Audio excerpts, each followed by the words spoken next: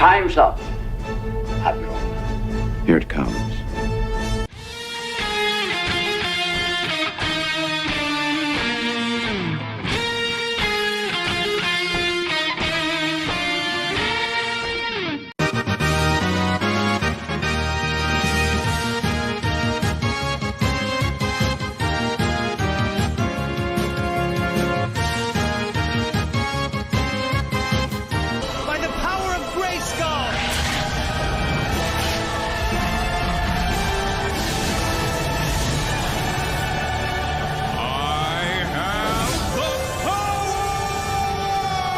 I am dumping unlimited power into you. That's what all Shooty wanted to do was be inside me.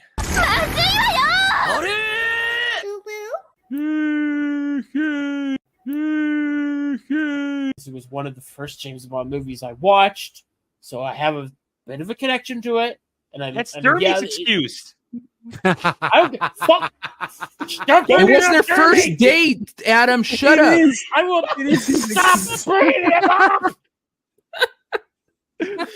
I don't give a fuck what that wannabe VTuber cunt wants to say. Okay, let me have my moment.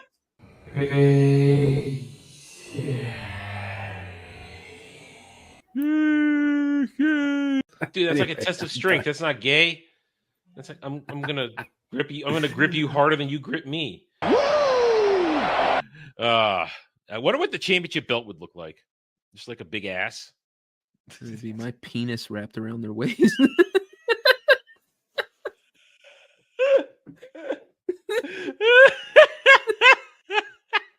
we named zombies after you in that game.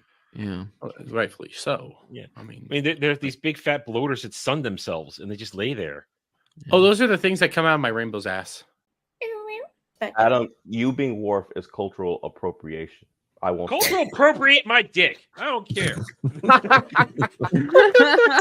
I will have earned my ridges and my surly attitude by the time we get there. If I were going to culturally appropriate your dick, you'd have to go get that surgery to get. Good lord, here we go.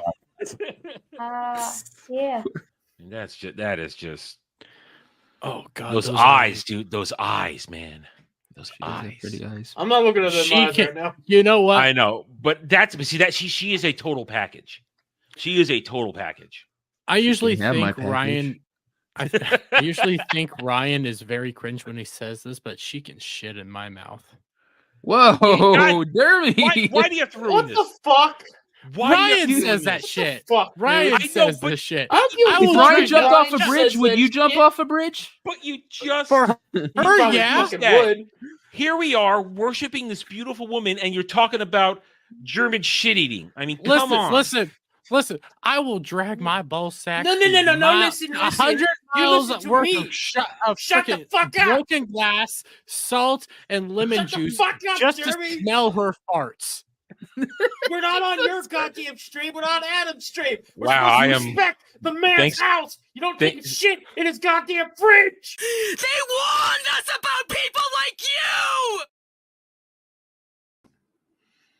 you. Okay, I'm muted. There we go. I'm back. Okay. Hi, everybody. Welcome to Mellow Mondays. Listen, I was hoping Trump and Elon would be done by now, but they started late because of the DDoS attack. So if you're joining us, hi. We're happy to have you here. We'll be here for a little while tonight. I got some topics, some stuff. Devil, how are you doing? I'm doing good. It's been an interesting weekend. D23 gives a lot of stuff. I decided to take up an old hobby this morning. Anybody that follows me know I went on a spurging replies to try to anger a bunch of Rachel Zegler stands. I woke up too early. I had a bad dream, and it was only a dream, but I was afraid it was real. And it's probably Dermy's fault because he was talking about it. I had a dream. I laughed so hard I shit my pants, and I woke up thinking, "Oh my god!" And then I realized, "Oh no, I'm okay." But it was so disturbing that I couldn't go back to sleep. I'd only been asleep for like 3 hours. So I was like, maybe I have to take a shit. I don't know. So I stayed up and I was cranky. Don't you love how your nightmares Dermy's reality? I know. People wondering, if you weren't there on Saturday night, Devil hosted a donut eating contest between Dermy and Nomi without you. And Dermy went in all confident, I'm gonna win. I'm a big fat guy. I'm gonna win. And she shamed him. And and he didn't. He lost by what, like 10 donuts or something like that. These little hostess bricks. Yeah, like 6 or 7. Not. Yeah, we had to try to uniform the donuts because I wanted it to be as fair as possible. Unfortunately, each person had different donut shops near them, so that's why we ended up with the hostess. They chose the powdered ones, and yeah, they are so dense and stuff. I told them, I said at the beginning, because they each got 10 bags.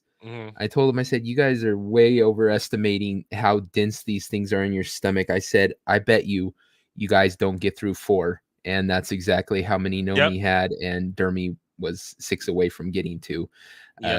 You just, with starch like that, you can't put in as much as you think. You're better off with meat or dairy or something. Those are mostly fake. Those tiny little hostess donuts. There's nothing natural in there. It's not like Entenmann's, which at least has some actual ingredients. And I still don't understand why they didn't get Entenmann's.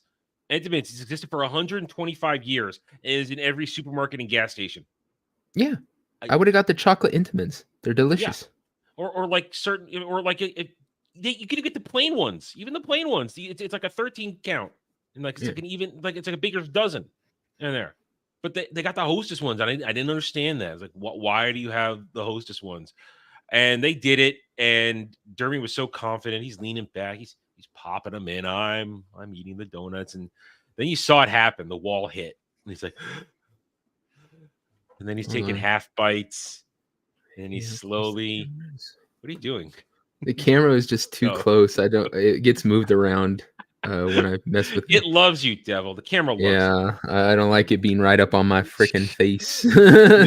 Mine's mounted on like a monitor that's a good like 2.5, 3 feet away. So I kind of wish it was a little bit closer, but I can't because then the monitor's too close. Anyway, Dermy ate it. He did it, and Nomi quietly ate hers.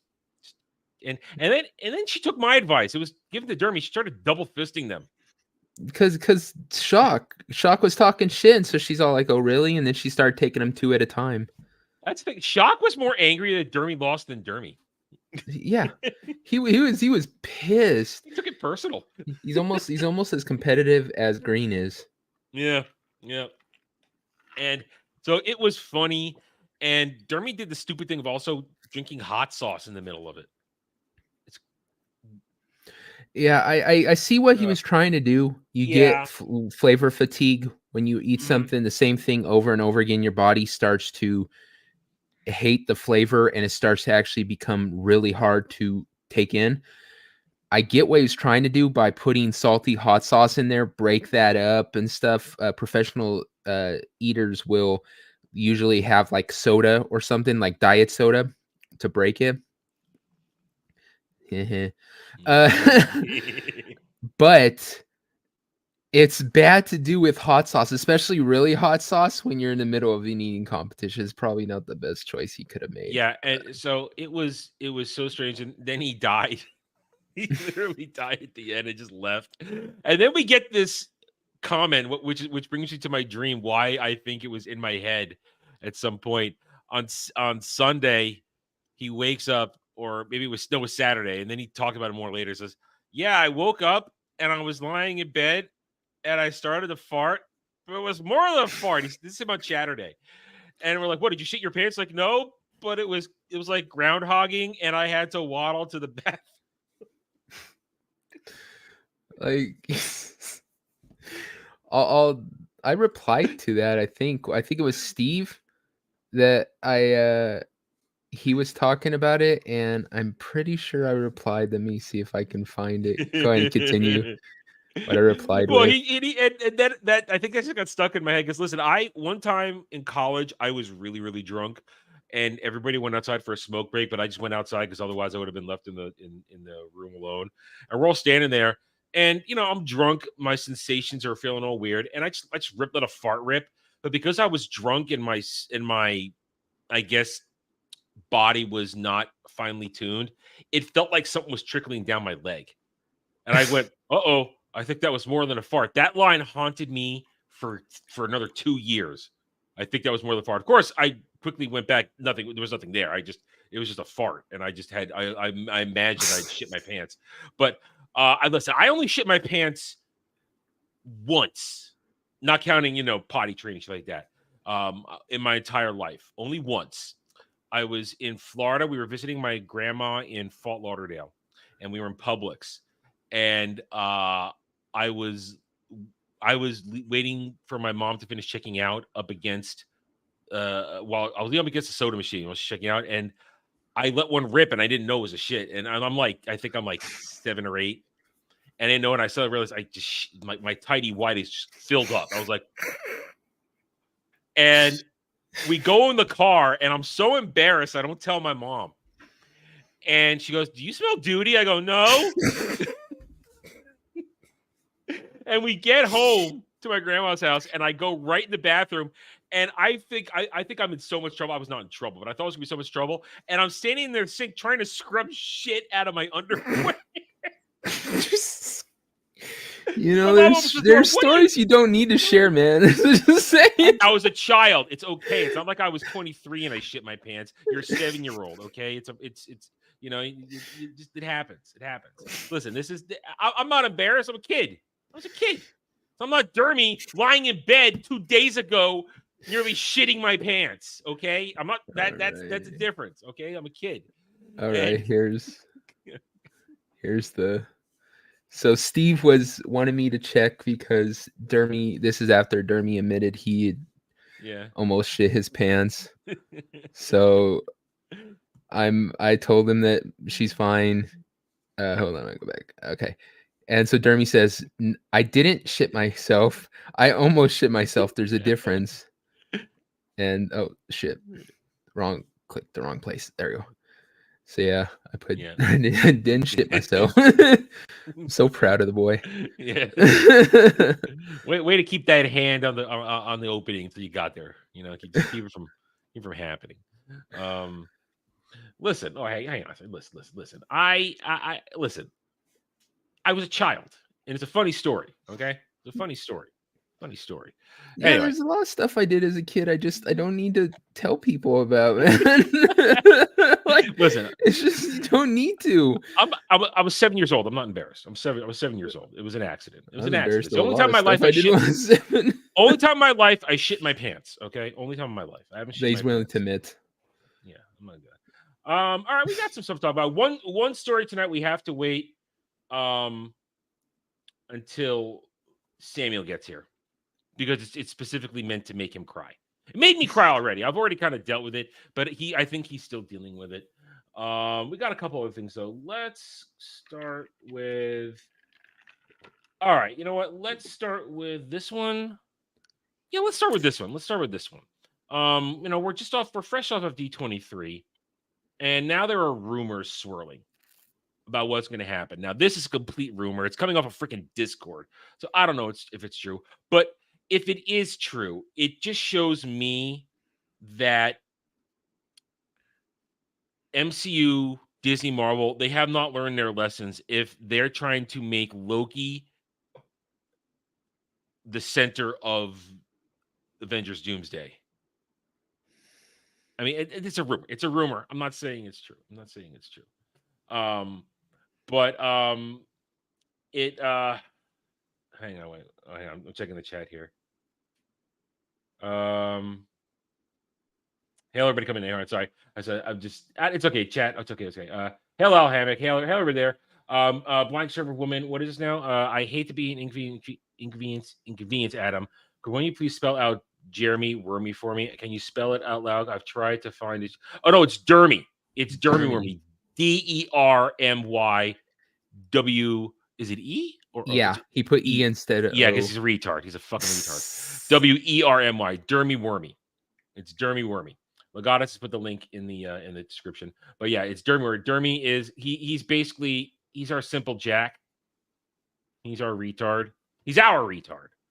And he's sick today. Poor baby's sick in bed today. So He needs to get off his ass and do some work. Do work it out. Derby, sweat out. Yeah, so that's Derby. That's Derby. It's there. And we're there every Friday, 11 p.m. Eastern. Ballbusters. I'm there. And we met. Speaking of MCU, since we're kind of on this here, we managed to work out an agreement concerning Agatha. We're all going to watch one episode. One episode. Then it's optional. So I will watch one episode of Agatha. And if I feel it's even worthy of my time, I might even drop a review for it. Then after that, it's optional for the show. And I would likely not do it unless you guys really, really get me to do it. I mean, here's one thing, Devil. I was told on Saturday night that I don't grift enough. I don't grift hard enough, apparently. Static says I need to grift harder for shit. But I can't abuse myself like Dermy does. I just can't do it. I don't know what to do. So I hate Dermy's policy of trying to get you guys to watch these shows because I hate the idea of getting people to watch anything that is horrible. Yeah. I mean, I don't make Dre and Jed watch Disney Star Wars for Roundtable. I don't make them do it. So. And don't you dare start mentioning The Gods Must Be Crazy Green. I know you want to say something about that. Anyway, I don't like telling people they got to watch anything for the show. The most I've ever done is said, could you check out a trailer for any of my shows? But at the same time, it kind of bites me in the ass because I've been wanting to talk freaking the first half of the last season of Cobra Kai for weeks now. Yeah, and I'm not helping you off. with that. I'm not helping you with that because it's not that I don't want to watch it. I'm just gonna watch all of it when it's done because that's just how I feel about it. I don't want to watch this. I'm not helping you out with that either. I know. What? No, I didn't. No. See, that Saturday Night Drive-In is different. That's different. That doesn't count. And it's not my fault Jed couldn't score a real genius. That's not my fault. Not my fault at all. But yeah. Well. See, that is part of it. See, Ariel helps me with the grift. You guys can pay us on this show to watch horrible things as long as it's on YouTube. If it's on YouTube, we probably don't have to screen it because it's already been YouTube approved. Unless it's filled with copyright music, then that'll be annoying. But yeah, you see, if you want to pay us to watch horrible shit on this show, either between and towards the end, we will do that, and you will watch us either nerd rage, like it, or have mental breakdowns. Like we had mental breakdowns last week. Finally watching one of the first things Ariel wanted us to watch. That was horrible. As horrible as it would be having TV Loki be a part of an Avengers movie and be part of the plot, which I can kind of see what they would do if Doctor Doom rips him out. Because remember, this Loki's the one holding the multiverse together, guys. He's holding it together. It's retarded. I haven't watched the Loki series. I like Tom Hiddleston's Loki. I think good character. I haven't watched the series, like I said. But I would hate to see them kind of try to make that into the center point of. I mean, if they're really gonna try to reboot with this Doom movie and stuff, I might give it a chance, but not if they're gonna, like you said, step right back in the same shit they've been doing by trying to bring in stuff that didn't work for me. Yep, exactly. It's don't show the shit that nobody liked. And here it is, Ariel. $10 from Ariel. Speaking of which, tonight we'll be watching Flash Gets Space King. Okay? Oh, Space King. I like Space King. I don't know what that is, but we've already Flash Gets has already made us cringe and whinge a couple of times. So you're probably guaranteed some form of reaction. So I just saw this and I thought it just showed me coming out of D23, if this is what they're working with, it's they haven't learned anything from Deadpool, Wolverine. Just like we said, they didn't learn anything. They didn't learn anything at all. And they really don't learn anything because we only talked about it briefly on Roundtable yesterday, but right at the end of D23, they did a lot of theme park announcements. Have you seen those, Devil? No. Oh, okay. So they've announced a whole bunch of late day Pixar stuff. Like they're putting a new Cars right in. They're putting a Monsters Inc. roller coaster in. They are adding more Avatar stuff. They're adding more Indiana Jones stuff to this Animal Kingdom ride. But apparently, and they're adding a new section, the world of villains. You know, like Future World, like Villains World, where all the villains won. So it's just basically all the Disney villains have their own section where they won, and it's their world. But what they didn't tell everybody is that they're going to be bulldozing like a fifth of original Disney World space to make it happen. See, that's a problem with me because I haven't really had any desire to go to Disneyland since they started like effing with all the original rides that I really love, like Pirates of the Caribbean, changing up the Haunted Mansion, changing up Splash Mountain, stuff like that. It's just it kind of lost me when they started doing that, and so now if they're going to plow over even more of that, well, it's Disney World. They're adding some stuff to Disneyland, but at Disney World they're plowing over. I didn't save the map. I forgot to. But it's like a whole thing, like Tom Sawyer's River Run and everything around that is like this whole upper left corner of Disney World is going to be bulldozed for the new attractions they announced at D23.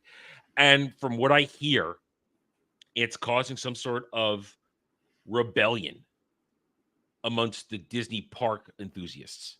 People who maybe have been like, oh, hey, everything's great, fine. No, it's not fine. Now they're coming after what you like.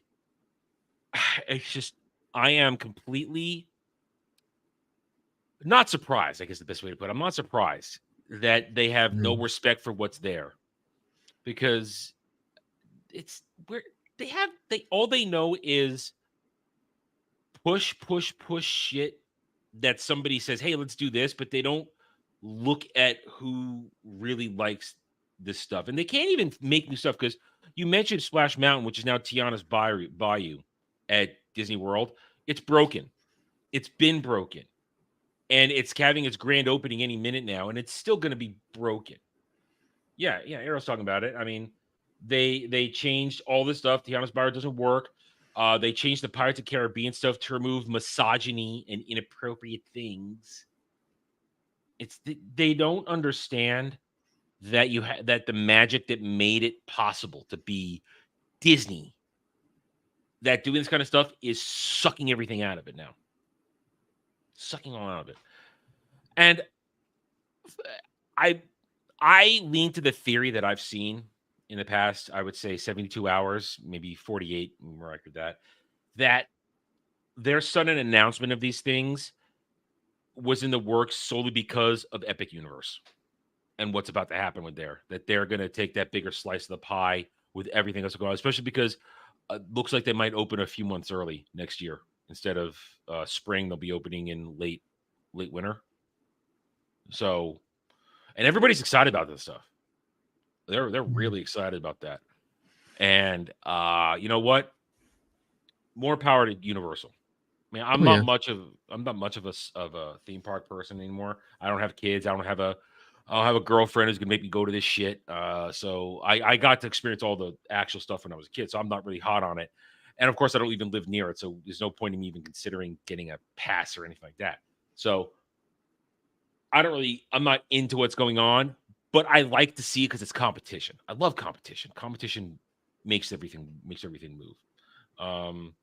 And I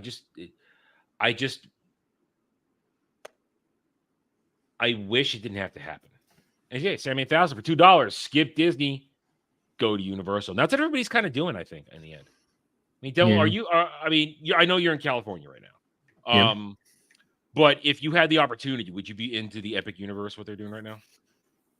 I'd be much more likely to go to that than Disney. I mean, that's always been how it is. I mean, maybe when I was a kid, I felt differently, but yeah, ever since Disney's just started to pollute their own IPs for, the woke agenda, I haven't had any interest in not their movies nor their parks. Yeah. I mean, I actually was watching an old I'm watching a few things at a time, depending on the time of day. I'm watching a lot of 80s and 90s stuff right now because I'm hesitant to start any large scale show because in a week I have to watch stuff for Anime Odyssey, and then Rings of Power starts in 2 weeks. But I watched the stuff, and I did grab an 80s Disney movie cartoon that we hadn't seen in a while. I also discovered that a couple of things that I didn't know Disney was involved in recently that they had been involved in. First, I'm rewatching The Great Mouse Detective right now. Not as great as I remembered it, but still fun. It's mid 80s Disney. It's as it was kind of hanging on for dear life, but it's wholesome. It's nice. It reminds you of what it used to be, what it was like. What else did I watch? Hang on, let me see if it's still up here. There's something else that I was watching that I didn't know Disney was involved in. Where is it? Dragon Slayer. Remember Dragon Slayer? Hmm? Remember that? Disney made that. Did they? I didn't know. I Yeah, mean, it's like a blip at the beginning of the intro credits, but it says in production with Walt Disney Studios. yeah, And that's a graphic movie. I mean, there it's not full, but there is side boob titty in that, nipple and all. There's side boob titty, but there's a lot of death and violence in that movie. Side boob titty sounds like some sort of freaking punk band. It's the character, the girl that was pretending to be a boy, so she doesn't get put in the lottery, so she'll be sacrificed to the dragon. And when our hero decides to go take a bath at the same time as her, thinking it's him, he dives into the pond, and as he's swimming underwater, you get a full shot of her nakedness, and there's booby. So it's like, hey, wow, Disney had no problem with a little bit of TNA in the early 80s. See some British band come out. What side boob titty? We love you. Listen, I could totally get behind that kind of band. Side boob. I mean, the applications are endless. If any sort of titty is involved. Have you heard Side Boob Titty's new album? That thing tears, man. And there's all kinds of peaks and valleys in those riffs that they play. They have a firm grasp of the music. I heard they're coming out with a double LP here soon. Oh wow! Damn. Yeah, is it called Motorboat? But yeah, so you realize, you go back far in the day, Disney knew how to make good stuff. They knew what was working, and it was a long time before they monkeyed with the theme parks, especially with like Epcot and Magic Kingdom. I mean, Epcot only had one extra ride when I was a kid, and that was Captain EO, Michael Jackson thing. Couldn't get to Imagination Land in Epcot, but that was just a movie attached to the Imagination ride, and they were so loath to add new things. And when they did add new stuff, they didn't really at the time build out the Magic Kingdom. They created MGM Studios in partnership with a whole bunch of other people, which is when they had the first Star Wars ride in there, the original Star Tours, which was awesome. Because I kept going on it over and over again, because when you ended it, it dumped you out into a basically a store filled with Star Wars merch, and I just wanted to hang out there at that point. You couldn't get in there unless you went on the ride, so I just kept going over and over so I could get in, and because they had the Star Wars. That's where I first saw the Dark Empire comics. I was like, oh my god, what are these? This is cool. How immersion breaking is that though? Like the whole ride purpose was they're trying to make you feel like you're on this tour that somehow gets caught in the middle of a battle between the Empire and the rebels, and right, and then where do they dump you? Instead of like some broken up hangar where they're like, we made it through, guys, can't believe it, have a nice day. Instead they're like, here, buy shit. I did buy shit though. I had my mom buy me a bunch of pewter Star Wars miniatures, like a bunch of them. That's what I had her buy me, because I don't know why I had her buy them for me, because it's not like I was playing Star Wars tabletop or anything like that. I just wanted them, and she said, "Okay, fine." Okay, and that was cool. And they also had like the Back to the Future ride back then. I don't know. Was that at Disney? I thought that was at Universal. Was it Universal Studios? Oh, you're right. Yeah, That the was back Universal computer. Studios. Right. That's Yeah. original Universal Studios. Hey, listen, little kid brain. It all gets pushed together in one thing.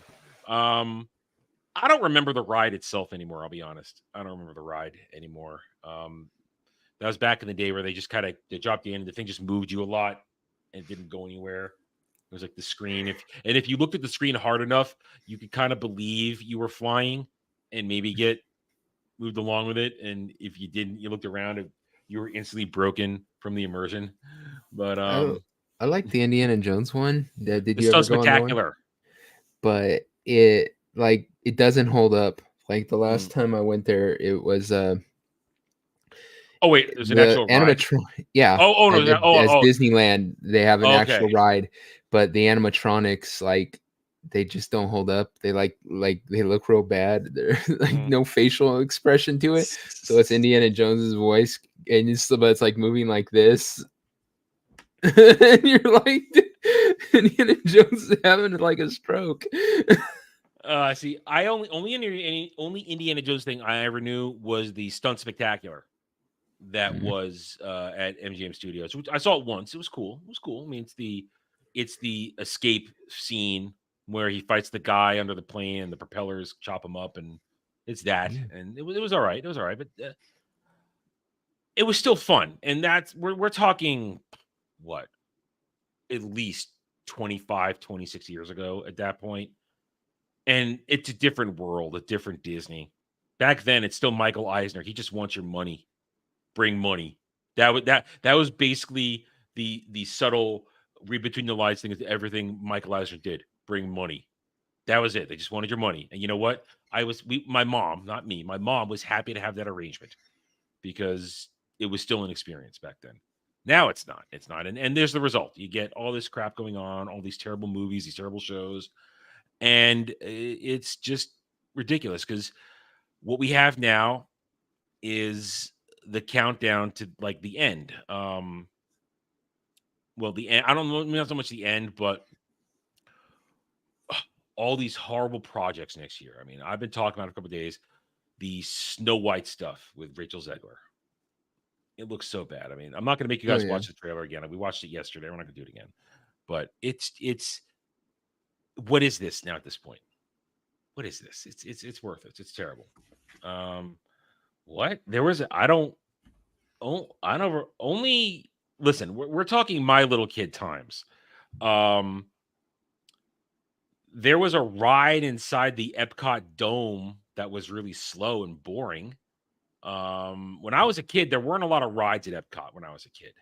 Not a lot. You had the Imagination Land with Figment that led to Captain EO.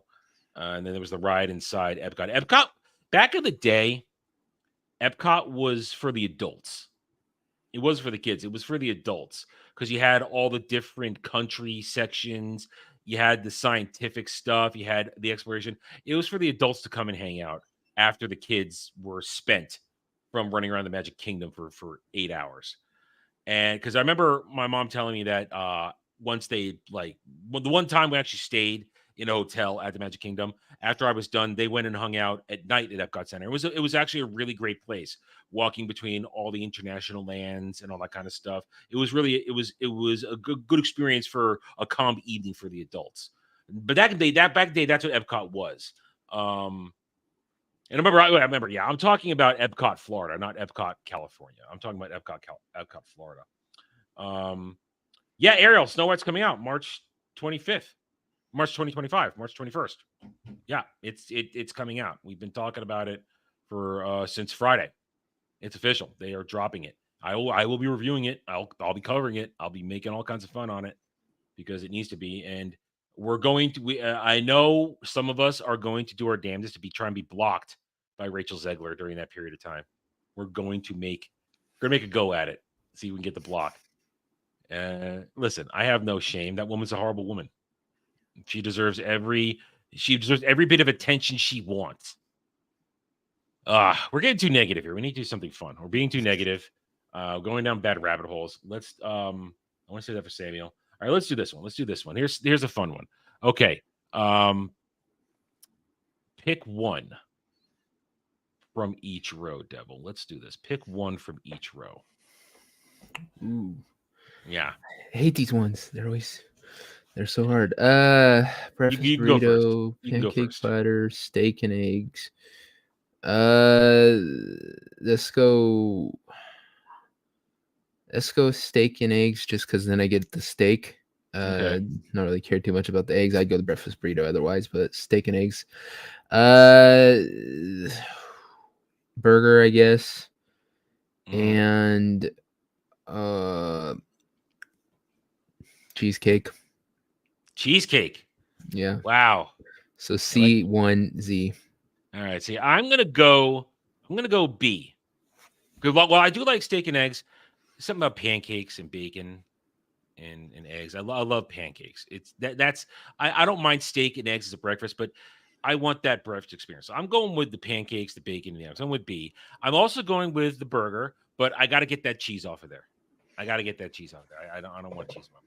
I think. Will you guys let me take the cheese off the burger? Is that okay? I'm gonna do that. I would too. Okay. And I'm actually go with the sundae. I'm gonna go with the sundae because I like a nice sundae. Now I'm not sure what kind of ice cream that is in there. I would assume they'd let us put our own ice cream in there. Yeah. C3Z. So you like the club? Clubs are good. I do like club, but it's just burgers are more versatile. I mean, club you got it. It's a club. It's always going to be a club. Burger you can. I don't put like different turkey stuff on it. I don't like turkey. You don't like turkey? No, I don't. Oh, okay, I'll tell you this as being working in the kitchen, I have grown to dislike turkey, not taste wise, but what I have to do it because we roast our own turkeys and we slice them on the slicing machine. And turkey is the most biggest pain in the fucking ass to clean because it shreds, it falls apart. So after you slice the turkey, you got to sit there and clean the damn thing for like 27 minutes. Oh, cleaning the greasy slicers. Cleaning slicers sucks. Cleaning. I used to somehow get out of that when I worked in an Italian deli, my first job. I managed to not have to clean the slicer. I don't know how. I guess they didn't want. I guess they didn't want a 16-year-old messing with it. So I'm gonna start faking a heart attack just to get out cleaning that thing. I hate it. We use it for everything. We slice tomatoes on it. We slice onions on it. We slice turkey, ham. Oh, that's cheating with the onions. That's cheating. That's oh yeah, cheating. we do. We cheat. We cheat the hell. Like same thing with the potato, the fry cutter. You know, the thing you slam fries down the potato in to make the fries. It makes it easy. We use that for everything too. We do tomatoes in there to make diced tomatoes. We do the onions through there to do diced onions. We like cheat our ass off on everything we can to save time. Back in culinary school, if we ever tried to do something like that, it was just like hell would rain down upon us. Like, no, knife skills. Use your knives. No, man. Like even carrot sticks. That's how I do like the carrot sticks too. Well, because when we serve wings, we put carrot sticks and celery sticks with it. So I was all like, "Fuck this!" Took the carrot, cut into a chunk about that long, take it over there, and you got carrot sticks. I'm not going to be too hard because I'm getting all kinds of things. Like I buy things for my mom to use so that she can, because she's got some arthritis in her hands, so it's a little harder to do a lot of prep work nowadays. So I buy things to make easy for her. Right now, hopefully, I think it gets here this week. I got her this special apple cutter, which has 2 handles on it, and it's got basically the slice pattern for a single slice, and you put it down, and it decores and slices the apple at the same time. Just push it right down. Yeah. So I'm not going to shame for easy tricks, but at the same time, onion on the meat slicer. It makes it so easy. You just slice the onion that way, then you pop the core out because we use the cores for the dicing for wherever we need diced onions for, and we use the rings for the burgers and sandwiches and stuff. And so yeah, it makes it so much easier. I could go through the onions so much quicker that way. See, I thought you were gonna say you're doing so much turkey that the smell would get to you after a while. Oh no. It's just the cleanup. Okay. Like I said, ham stays together.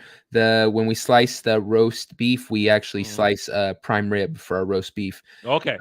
Yeah, it's very good. Everything else perfectly fine, but the turkey, as you're slicing it, it just flakes off, and you literally have mounds of turkey flake all over the like- place. it's You like- got to it's clean like- it, and it's Just like a handful of gonk at the end. It's like, here, no. and we Right. slice like 2 full-size double-sided turkey breasts when we roast them, so it makes a lot. It's Jeez. a pain in the ass. So yeah, Yeah, I've man. come to hate turkey because of that. See, I just never liked it. I just never liked the smell. I never liked the taste. It just never clicked with me. I mean, I'm a pain in the ass at Thanksgiving. I don't like Thanksgiving foods. So, I'm but with then you on again, that. I make my own and I bring my own. So it's like, hey, yeah, here's mine. I'm gonna eat this. Don't worry about me.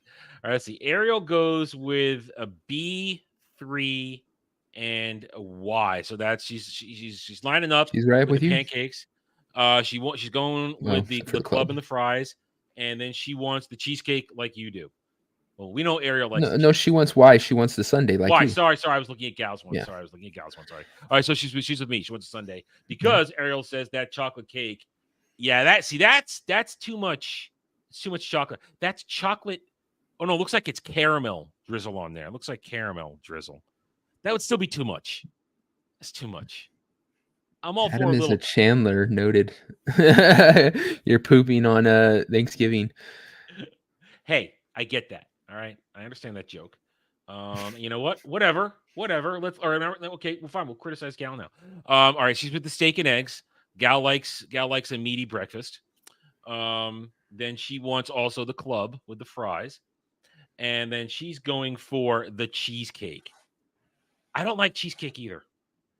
No, what's wrong with you, dude? Well, my mom. Listen, when I lived in New York as a kid, and my mom put it in front of me as a child, and I just went no.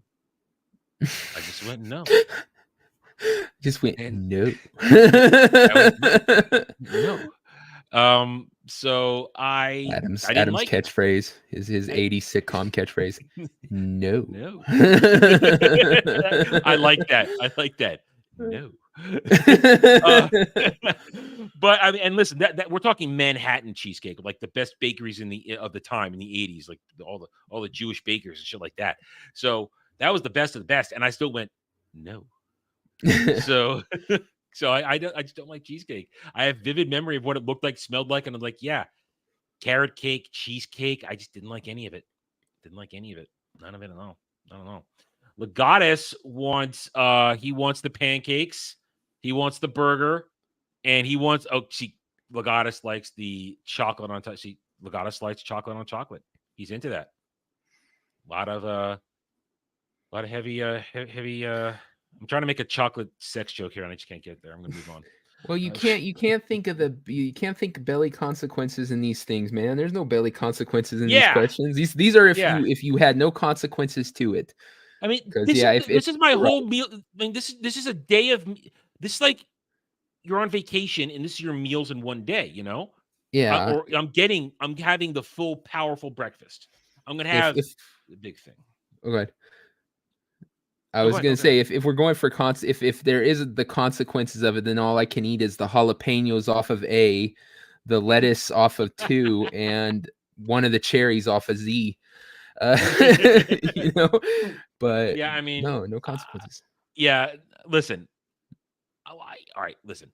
If I do, I'd like to make slight alterations to each of these, though. You know, because if I'm going I'm still going with B. I'm going to get rid of the eggs, and I'm going with a third pancake because honestly, 2 pancakes that you need like a real stack, and 2's not enough for a stack, and a little more bacon. I wouldn't be opposed to throwing some sausage on there too. You know, let's have a meat platter, okay? Meat platter. I like the meat on my plate. But and that's not taking from the other one. So I would remove the eggs and extra pancake. On the burger, and Devil, you agree with me? I take off the cheese. I'm not sure what is. I don't know if that's mayo, but I know I don't want it there. On which one? There. Oh yeah, that's mayo. Burger. I know. I don't want that. I don't want that there. But I'm okay. I could live with the lettuce, the tomato. I don't know what's at the bottom there. Pickles are fine. Pickles are fine on a hamburger. All right. We may not be insane like Shock and put pickles in our soda. And K too. K doesn't get to survive that criticism. You had to bring that up. Yeah, Why well, do you like tried. to Hey, hurt you me like tried it, that? and it was disgusting. It was And gross.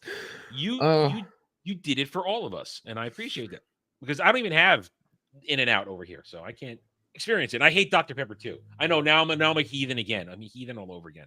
I don't like Dr. Pepper either. Um, I'm just thinking of the joke. Dr. Pepper is the joke where you don't know what it is. It's that perfect neutral thing. Is it root beer? Is it soda? You don't know. It's acceptable. The non-binary of sodas. it's Soylent Green. Oh God. Question though. This is another question that the Okay. chat can help us with too. What is your favorite thing to put on the burger? And not the normal stuff, not tomatoes and onions. Everyone likes, Okay. you know, the I got basics, it. but unique items. Okay. I like to saute some onions in olive oil, salt and pepper, really get them good, get them nice and caramelized, and then slice the pickle up real nice so it's not giant piece of pickle, like maybe a couple thin slices on top of there, and have it just be the burger, the pickles, the onion, and then a mix of mix up the ketchup and mustard and put it on there. That's my burger. And and you butter and toast the bun. You butter and toast the bun. Key. Bacon, that I would say that's with those though, because bacon's become so normal on burgers, which was actually started in In-N-Out.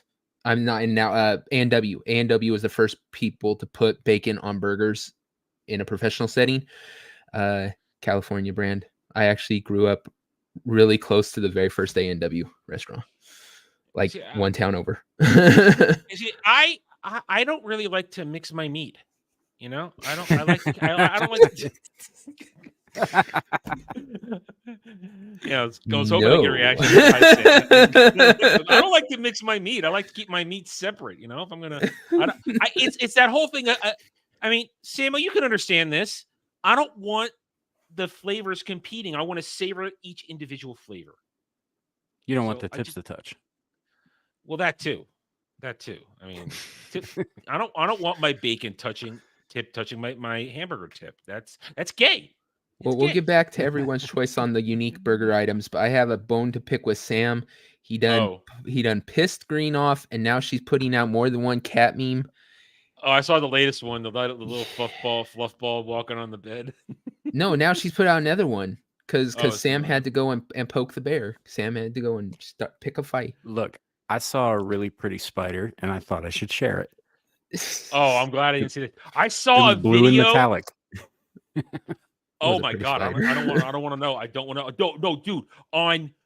On Saturday night, I come back into my room, and I when it was laundry day, I throw my laundry in the bed, and I'm walking in there, and I see this black spot on the edge of the bed, and I think, no, and there's a fucking spider on my bed.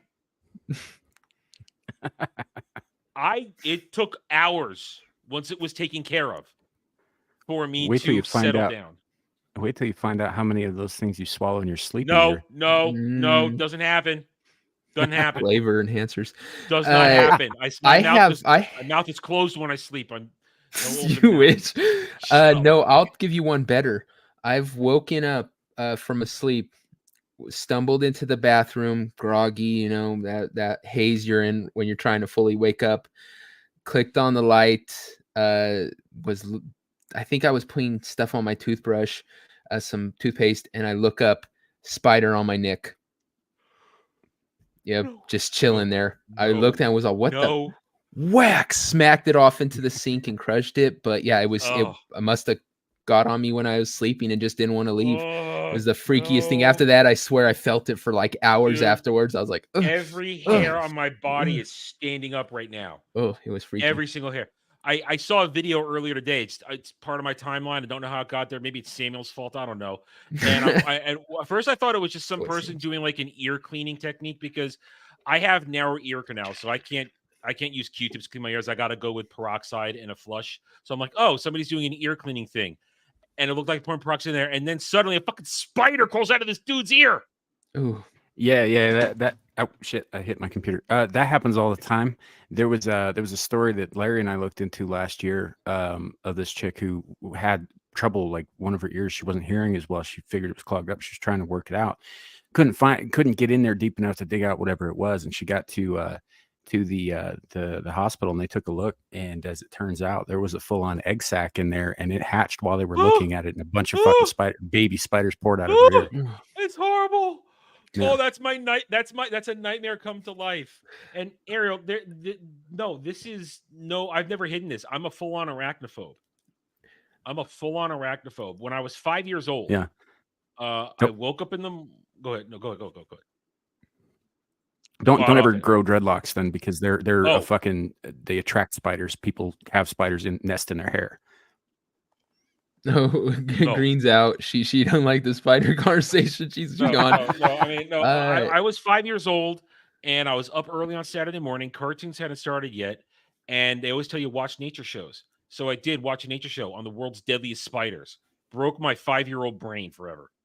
It broke me. I'm not afraid of spiders. I like killing them. I won't pick them up. I won't touch them. I'm not like, no, dude. I fucking hunt them, man. I'm like, it's like supernatural, but with spiders in my shit, man. I will. Okay, I'm with you on that. Listen, I've gotten to the point, like in most situations, I can deal with it because I have a method. In the kitchen, for like cleaning purposes, I have a spray bottle full of soapy water. It makes it real easy to clean shit fast. And if I spot one, and I can not spook and get to time, it gets drowned. I drown the motherfucker. And as long as I have weapons on hand, I can deal with it. It's when I walk in and it's on a soft thing like the bed or something like that, or it's like maybe it's above me on the ceiling, and even when you squirt it, then it falls and you don't know where it goes. Or like one time, a year ago, one got in my closet and I saw it skittering across. I have a stupid wire shell, not wire shells, but metal pole shelves. It's a really retarded closet. And I saw one skitter into the pile of clothes I had. I'm like, you motherfucker. And it took me like 20 minutes to get it. I can deal with it if weapons are in hand and I can fight it. It's just if I'm in a vulnerable position, I can't handle it. That little part of me still can't handle it. But I do. But like Devil said, I know you're talking supernatural, but I have a sense. I know when they're near, and I always spot them just in time to kill. What do you mean? What do you mean weapon? I'll punch a spider, man. I fucking crush him with my foot. I don't give a shit. I can't do that. It's a full-on phobia. He doesn't want to touch them. They're icky. I really can't, dude. It is a real phobia. It's the only real phobia I have. Oh, I'm aware. I'm just giving you shit, man. I know a number of people who have. One of my brothers has arachnophobia. I ended up having to kill every wolf spider that came into the garage because he couldn't. He'd like freeze up, right, if he saw one. And so I'd have to go in there and get rid of them. The problem with that is that the wolf spiders were the only things keeping the centipedes out, and the centipedes were actually dangerous. Yeah, they're wolf spiders aren't dangerous to people. No. They're still nasty though. What you really have they're to be big and they're careful for furry, so people freak out when they see them. My mom look intimidating. My mom once told me when I was a kid, she killed one in my bedroom, but when she killed it, all the babies spread off its back and went running in all directions, and she had to kill them without waking me up. Everyone's afraid of black widows. The ones you have to be really careful for are brown recluse. Yep, they'll kill you. Have I told you the story of the brown recluse battle that I semi had once? Have I told you that one? Okay, so a buddy of mine was visiting in Florida on my stepdad's hay and cattle ranch, and because my parents let me have friends come over during the summer, they would come down, and one night we're hanging out, we're watching TV, movies, playing video games, and we spot this big ass motherfucker. Now, of course, I freak out because that's one of the biggest motherfucking spiders I ever had, and he went and grabbed the shovel from the fireplace and just went boom. Problem was they kept coming that night. So we had a war with the brown recluses because we found out they were brown recluses. And those are nasty ones because they bite you. That's how big were they? Yeah. Because brown recluses don't get that big. When they stretch their legs out, they're big. I've seen, but it's hard to see because how close his hand is to the camera. But they get about the golf ball like stretched across if they're big.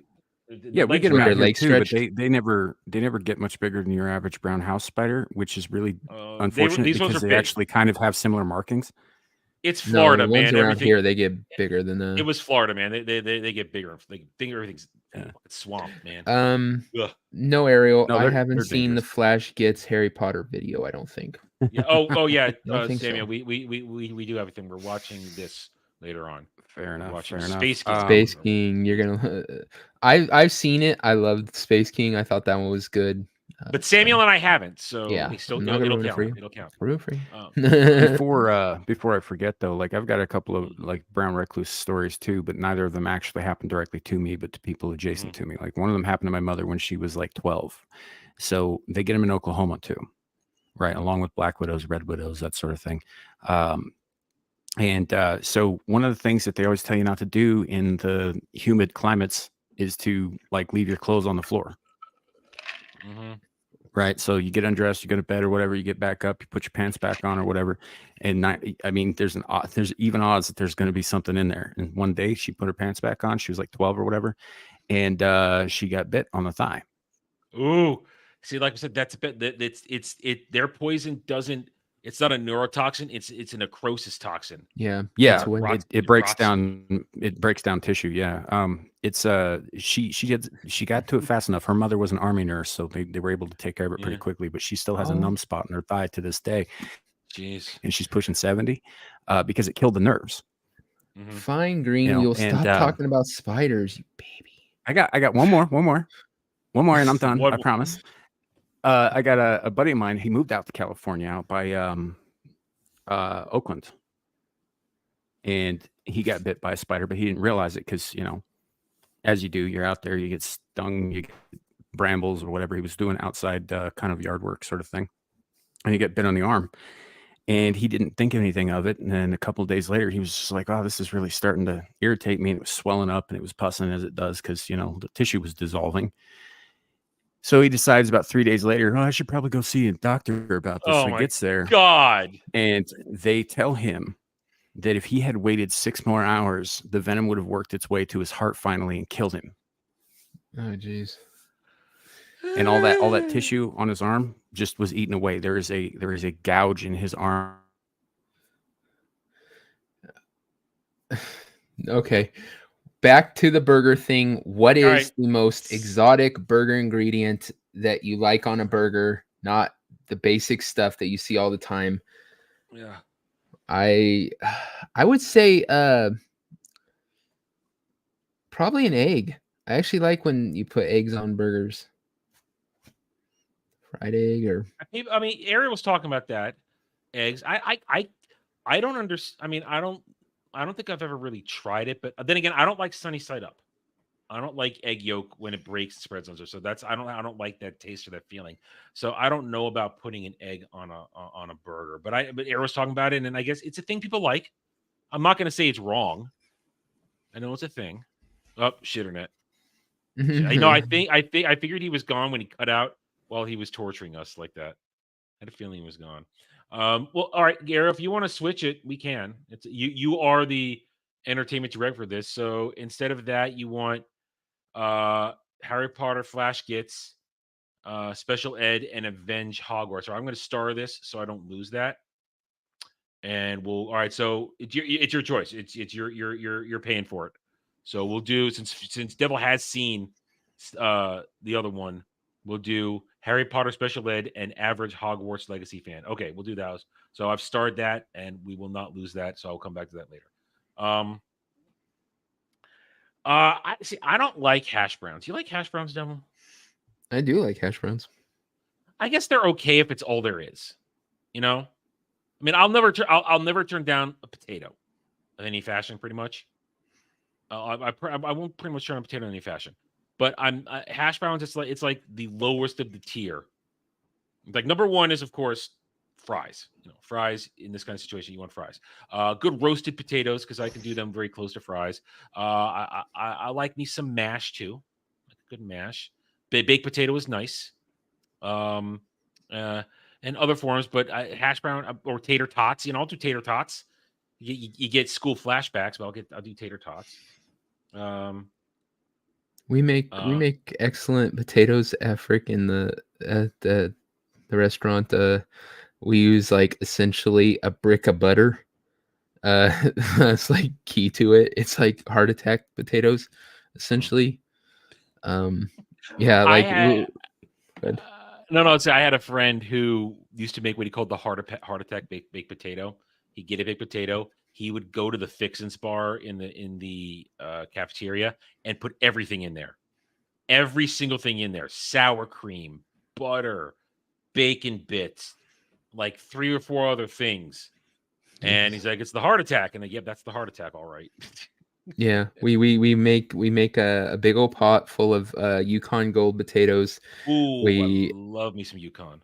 And then we put like literally a brick that probably weighs about 1.5 pounds, between 1.5 pounds and 2, because we really don't measure the butter. Throw that in there. Throw about 1/2 cup of cream and some white pepper, and we use this blender. Oh, so you guys do the white pepper in the mash? You guys do that? Yeah, I worked in a kitchen once where that was the recipe for it, putting white pepper in there. I didn't like that. I didn't like the way it made it taste. It's very strong. And has a unique kind of pepper flavor, but you don't see it, so they prefer that. I respect prefer black pepper.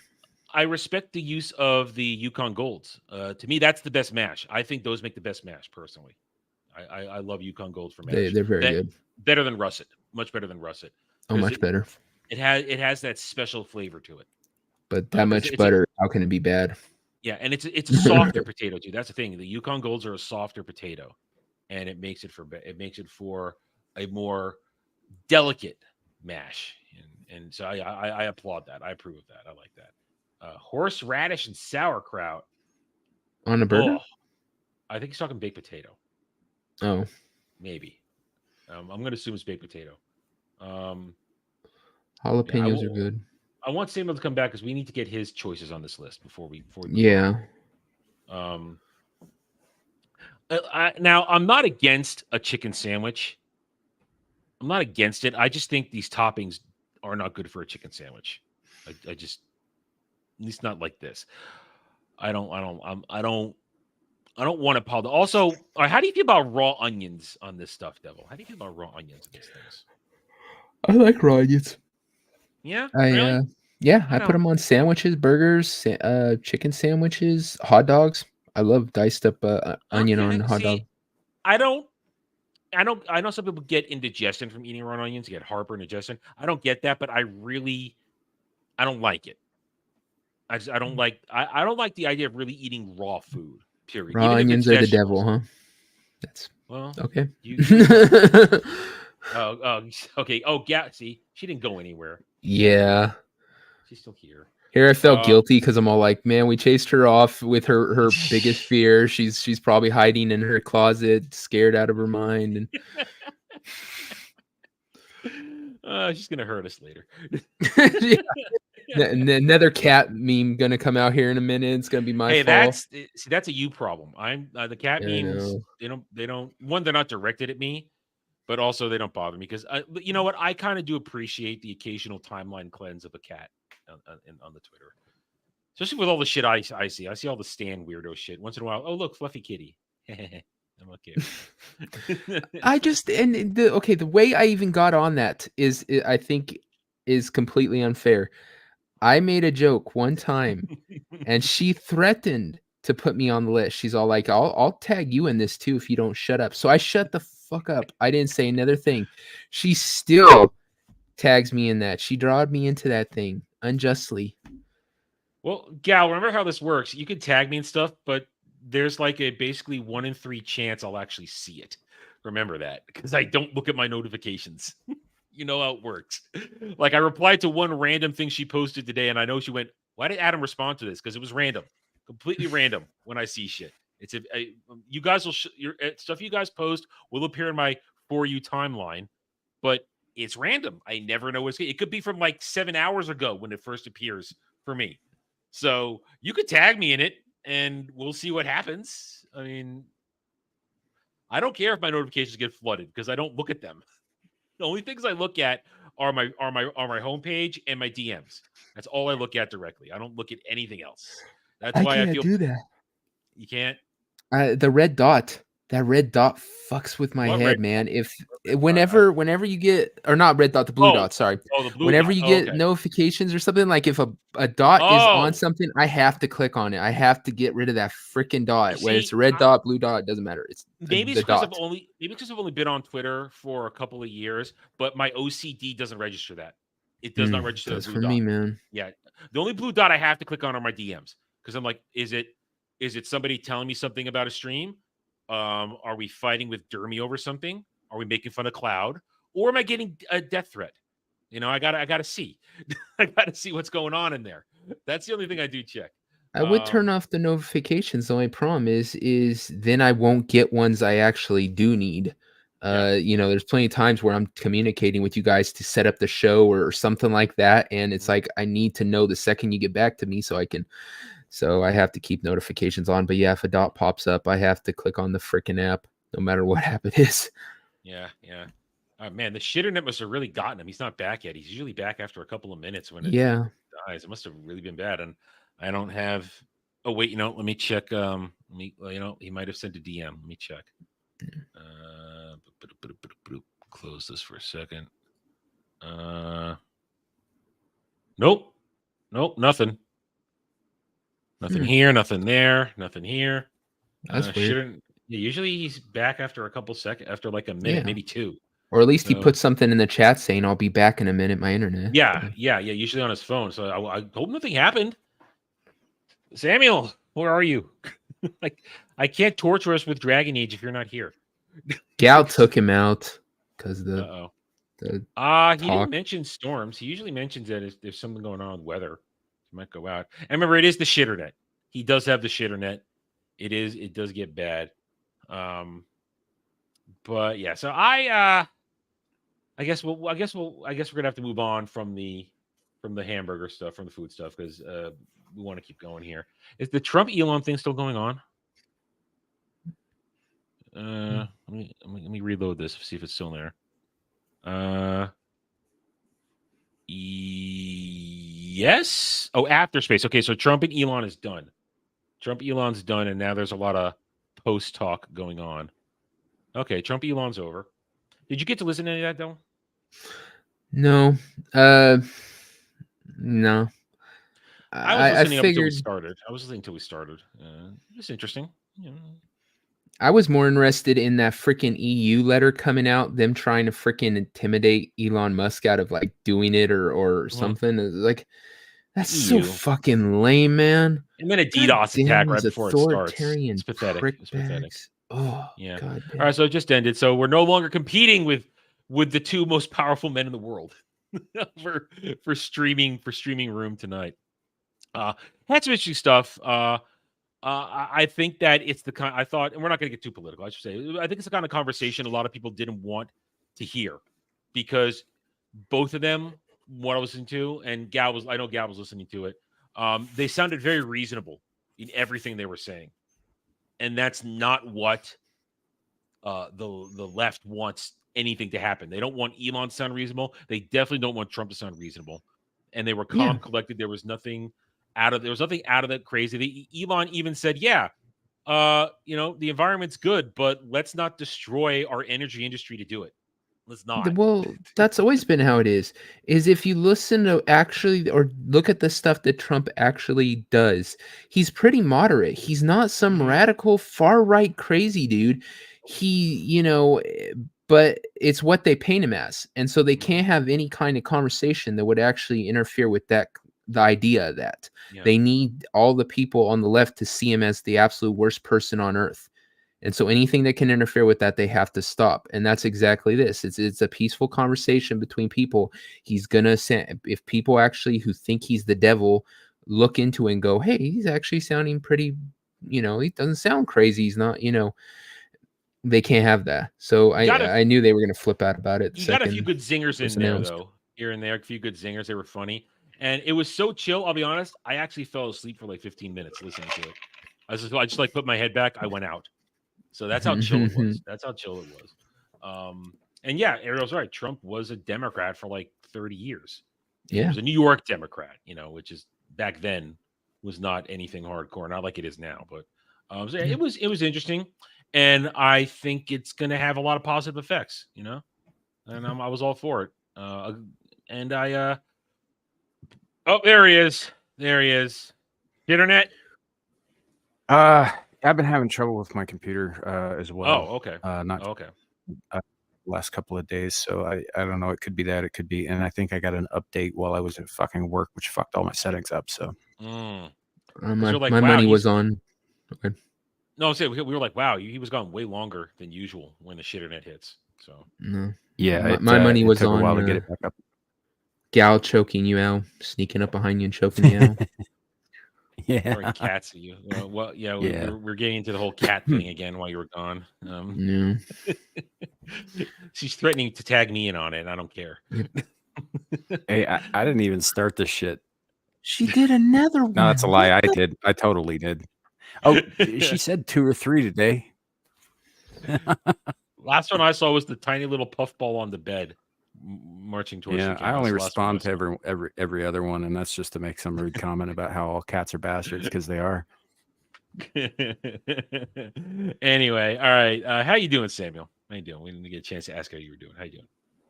I'm a little frustrated with my setup at the moment, but otherwise okay. It's hot as shit for some reason. Cooled off this week. It was nice. It was in the 60s, and then now it's hot as fuck again. So plus they're working on my place, so they're painting the outside, so all of the windows have basically been sealed up with fucking masking tape and shit. So there's no ventilation at all, which is super fucking fun because they've been painting.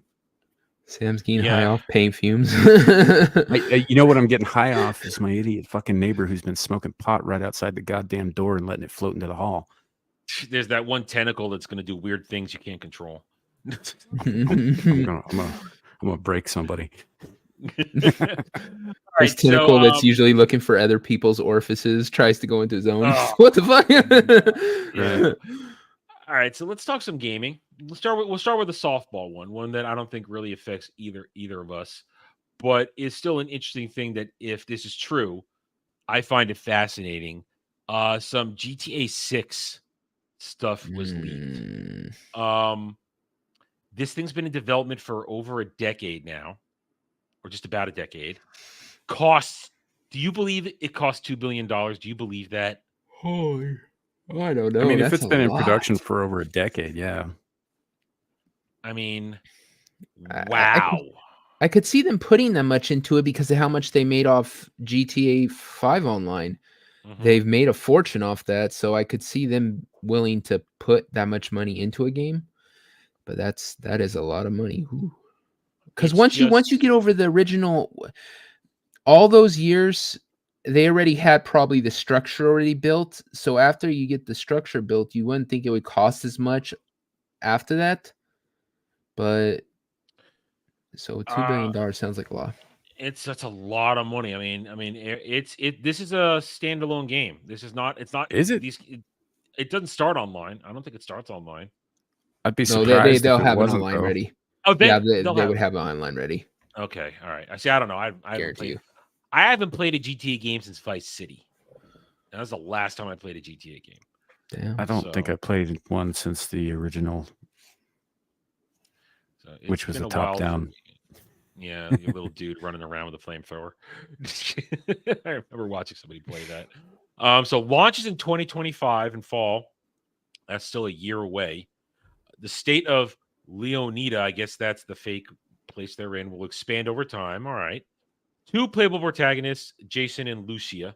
So, all right. I know they introduced multiple protagonists in 4, I believe, when they introduced multiple protagonists. Yeah. How does that work?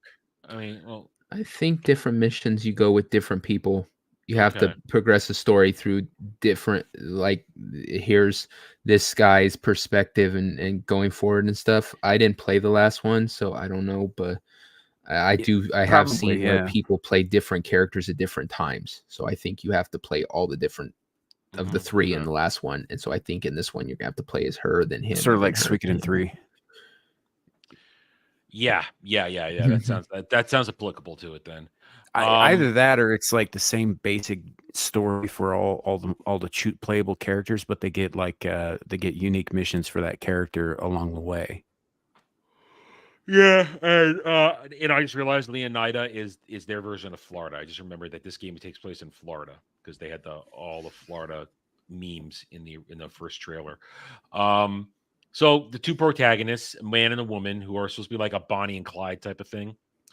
It looks like it's all platforms. Starts on the consoles, will come to PC later, and then it'll probably get modded to hell. And they'll get another trailer this year. And there was debate, Ariel, on whether or not the chick was hot.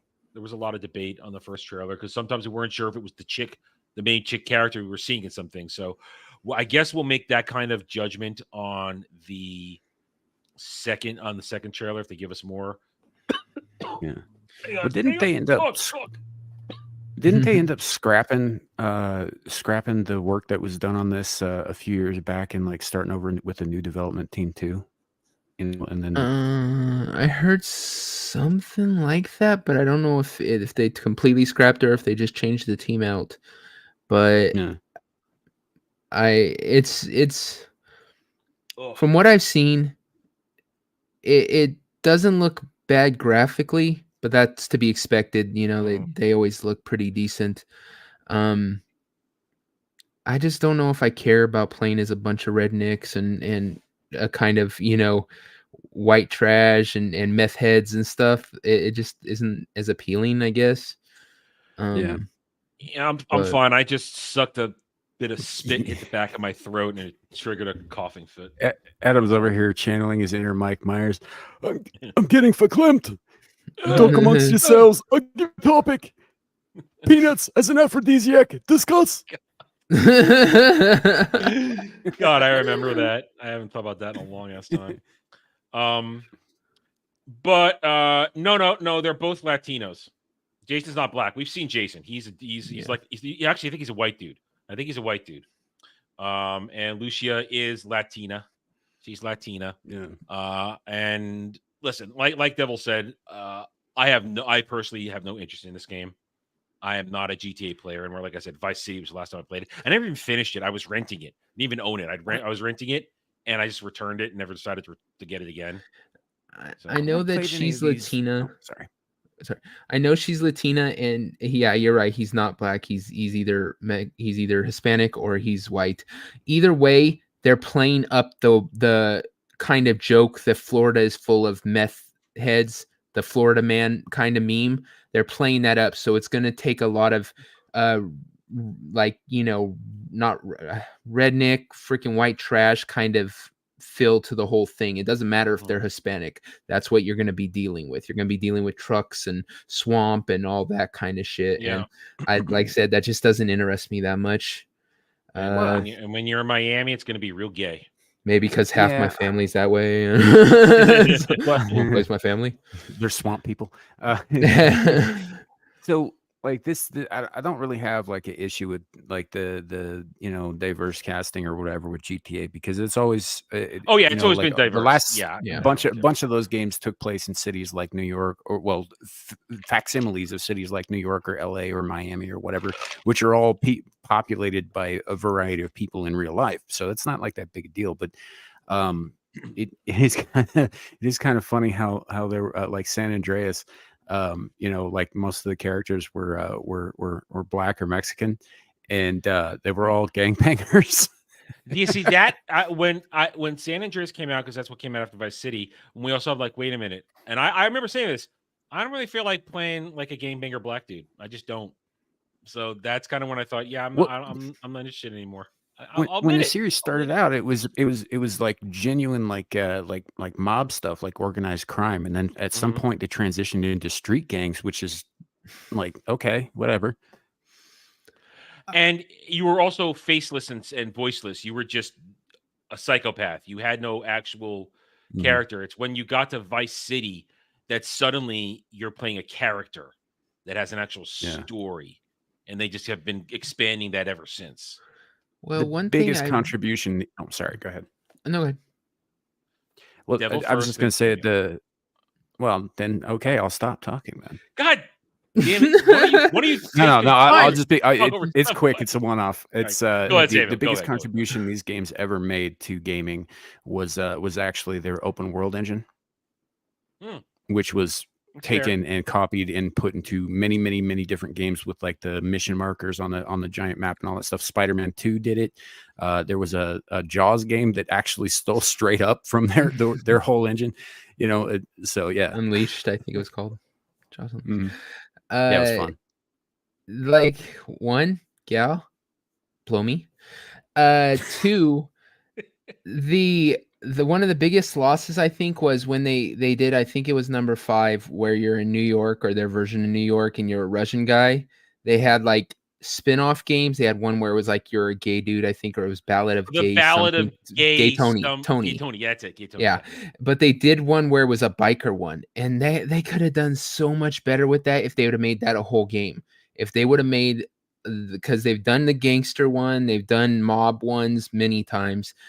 They should have done a biker gang one that was a full massive game. It would have been so much better of an idea, but they resided it to just that little spin-off of the number 5. I never played Saints Row, Ariel, but I believe the last one they rebooted with all the LGBT DEI shit, I believe that did tank the series completely about a year ago. So I think the one that came out before that had accolades and shit. It was supposed to be really good, but then they did this, and Like Saints Row. Yeah. No, the first 2 really good. Then after that, they started going crazy. Like there was aliens, and they kind of went all weird with it for like 2 of them. Then they rebooted. The last one was a reboot, and they went hella woke with all the different characters and shit. There's like a transgender character you play as, and all this different. It is a dead franchise now. No one cares. And they killed it. It's done. It is completely done. But the first 2 were good. The first 2 were pretty awesome. I can always tell Devil's from California because he uses words like hella. Shut the fuck up, I'm not gonna talk to you no more. But now you've got GTA 6. Now this is probably gonna have a huge launch. Just like we were saying yesterday when we were all talking about Avatar 3 and all that shit. I will not bet against that shit anymore. I've learned my lesson. I'm not going to bet against GTA 6 having a massive launch and making a whole lot of money. Now, if it does cost over $2 billion by the time it gets released, will it ever make that back? They'll have to probably turn it into what they turned GTA 5 into, the online stuff, and milk people for money. And my only wondering about that is right now is I feel like that era is quickly being rejected at this point. Now, nobody wants to be microtransaction anymore. That's the feeling I get. But it might have the Avatar thing to it too, though, where we underestimate it, but somehow it just is that good. I don't know, or people are that interested. I mean, that I will. I'm not going to underestimate its launch and its probably initial success. I'm going to question whether or not people will willingly hand over money anymore for this kind of thing. I don't know how the game really works. I just know that people spend a lot of money on GTA Online. Spend a lot of money. I just know if that's good. I don't know if they want to have to redo it for a whole new game too. That's the thing as well.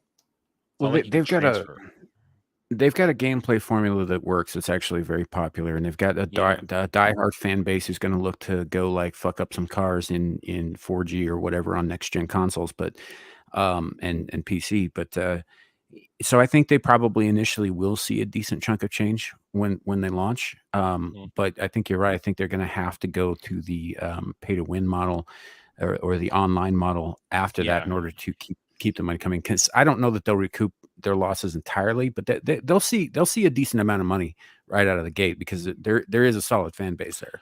Oh, it's going to be probably the best selling game of 2025. Mm-hmm. It's going to push the most digital and most physical copies.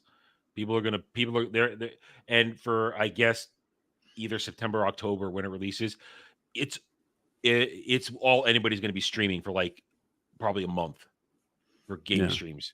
So I'll be happy to stream something that isn't that for people who don't want to watch it.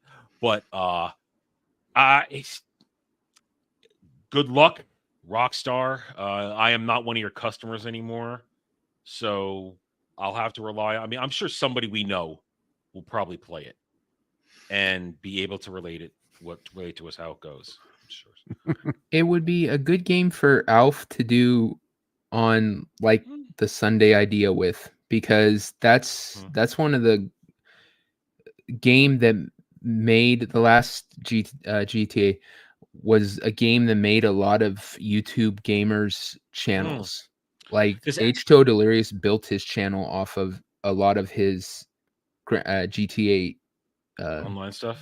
Yeah, videos with the Vonis crew and stuff, because since it's open world and since you are in such control and stuff, you're able to make really funny content with it. You can make I've seen that shit. Yeah. Yeah. So it's I think you'll see a lot of YouTubers jump into it and try to really make some good content off of it. We're assuming it's going to have an online option at launch. I don't know.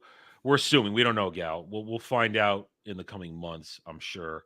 Right now, it is, I guess, solo play at the moment for the main game, but I'm sure there'll be an online, because, like the guy said, that's leaving too much money on the table for Rockstar to not have the online option where like Devil said, it has that fan base. It'll pay that shit. They'll do it.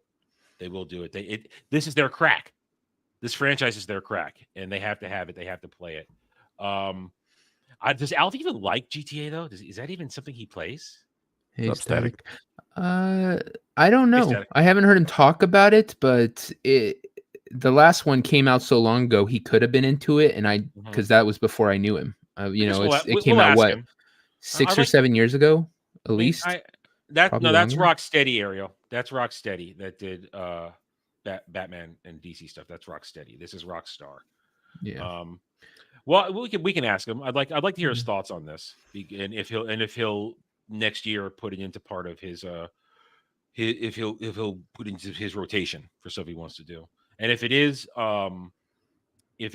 as an online thing, that would be something for because Alf, you guys know Alf puts together different teams to play multiplayer stuff for his Sunday gaming, and there could be a team that would want to do that with him. So. And I'll just be curious. This will be something I'll just watch with curiosity. I don't care if it's successful or fails. I'm curious to see if this model of gaming can carry on at this point in time, where I feel gaming trends are changing again. It just feels like things are not the way they were a year ago or so. I mean, a lot of these things took off really hardcore during COVID, when everybody was locked up and couldn't go anywhere. And listen, I'm not going to say I'm not into my online stuff. I play Final Fantasy 14. I will, if there's some good looking MMOs I will experience, like in a year from now, when Devil, we talked about it before, that MMO we looked at. Shit, what was it called? Kale showed it to us, and I actually signed up for it. It's actually out in early access. PAX something or other. Dave's PAX. Oh, God, you know what I'm talking about, right? You know what I'm talking about, that one. I remember it, but not it. Yeah, I signed up for the beta, never got it, but it's out in early access now. That's out, but it's early access, and one, the old girl can't play it, and two, even the new micro girl, she can't play it because there's no more boot camp on Apples anymore with the new microchips they got. I can't boot camp Windows. So going forward, I'm going to have to get a PC gaming rig to play newer games. But so in a year from now, if I can afford it and do it, I'll check that out when it's at full launch. I'd like to see it how it looks at real launch when they're through early access. I'm not giving it. I learned my lesson with a couple different MMOs. I will never do early access ever again. Never. Lost money on that shit. But a year ago, I'll play multiplayer games. So what I was saying, I'll play online multiplayer. I'll do co-op with Devil, with Alf, with the guys. That's some fun stuff. But in the end, I do really enjoy my solo time, just like Samuel does. Just play that solo game, play your story, play it, have a good time. I do agree that it feels like it's heading back that way more. The games are going to start getting into building the single person games and not relying so much on online. But at the same time, that with how much profit they were making, they're not going to want to give that up. And unfortunately, it's just getting worse.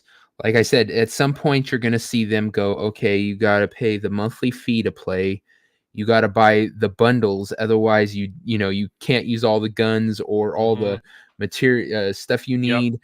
You're gonna have to pay the battle pass for PlayStation or whatever system you have. So there's gonna be like 4 or 5 fees on top of the $70 for the game each month, just so you could play their games. Eventually that's where they're gonna try to go. So I just wonder if this push we've seen for more single player games or stuff like that, if it will have an effect, or if the system, the companies have gone so far down this pay to play road that they're going to just refuse it, even though that's what everyone wants. It doesn't matter what we want. We don't get what we want.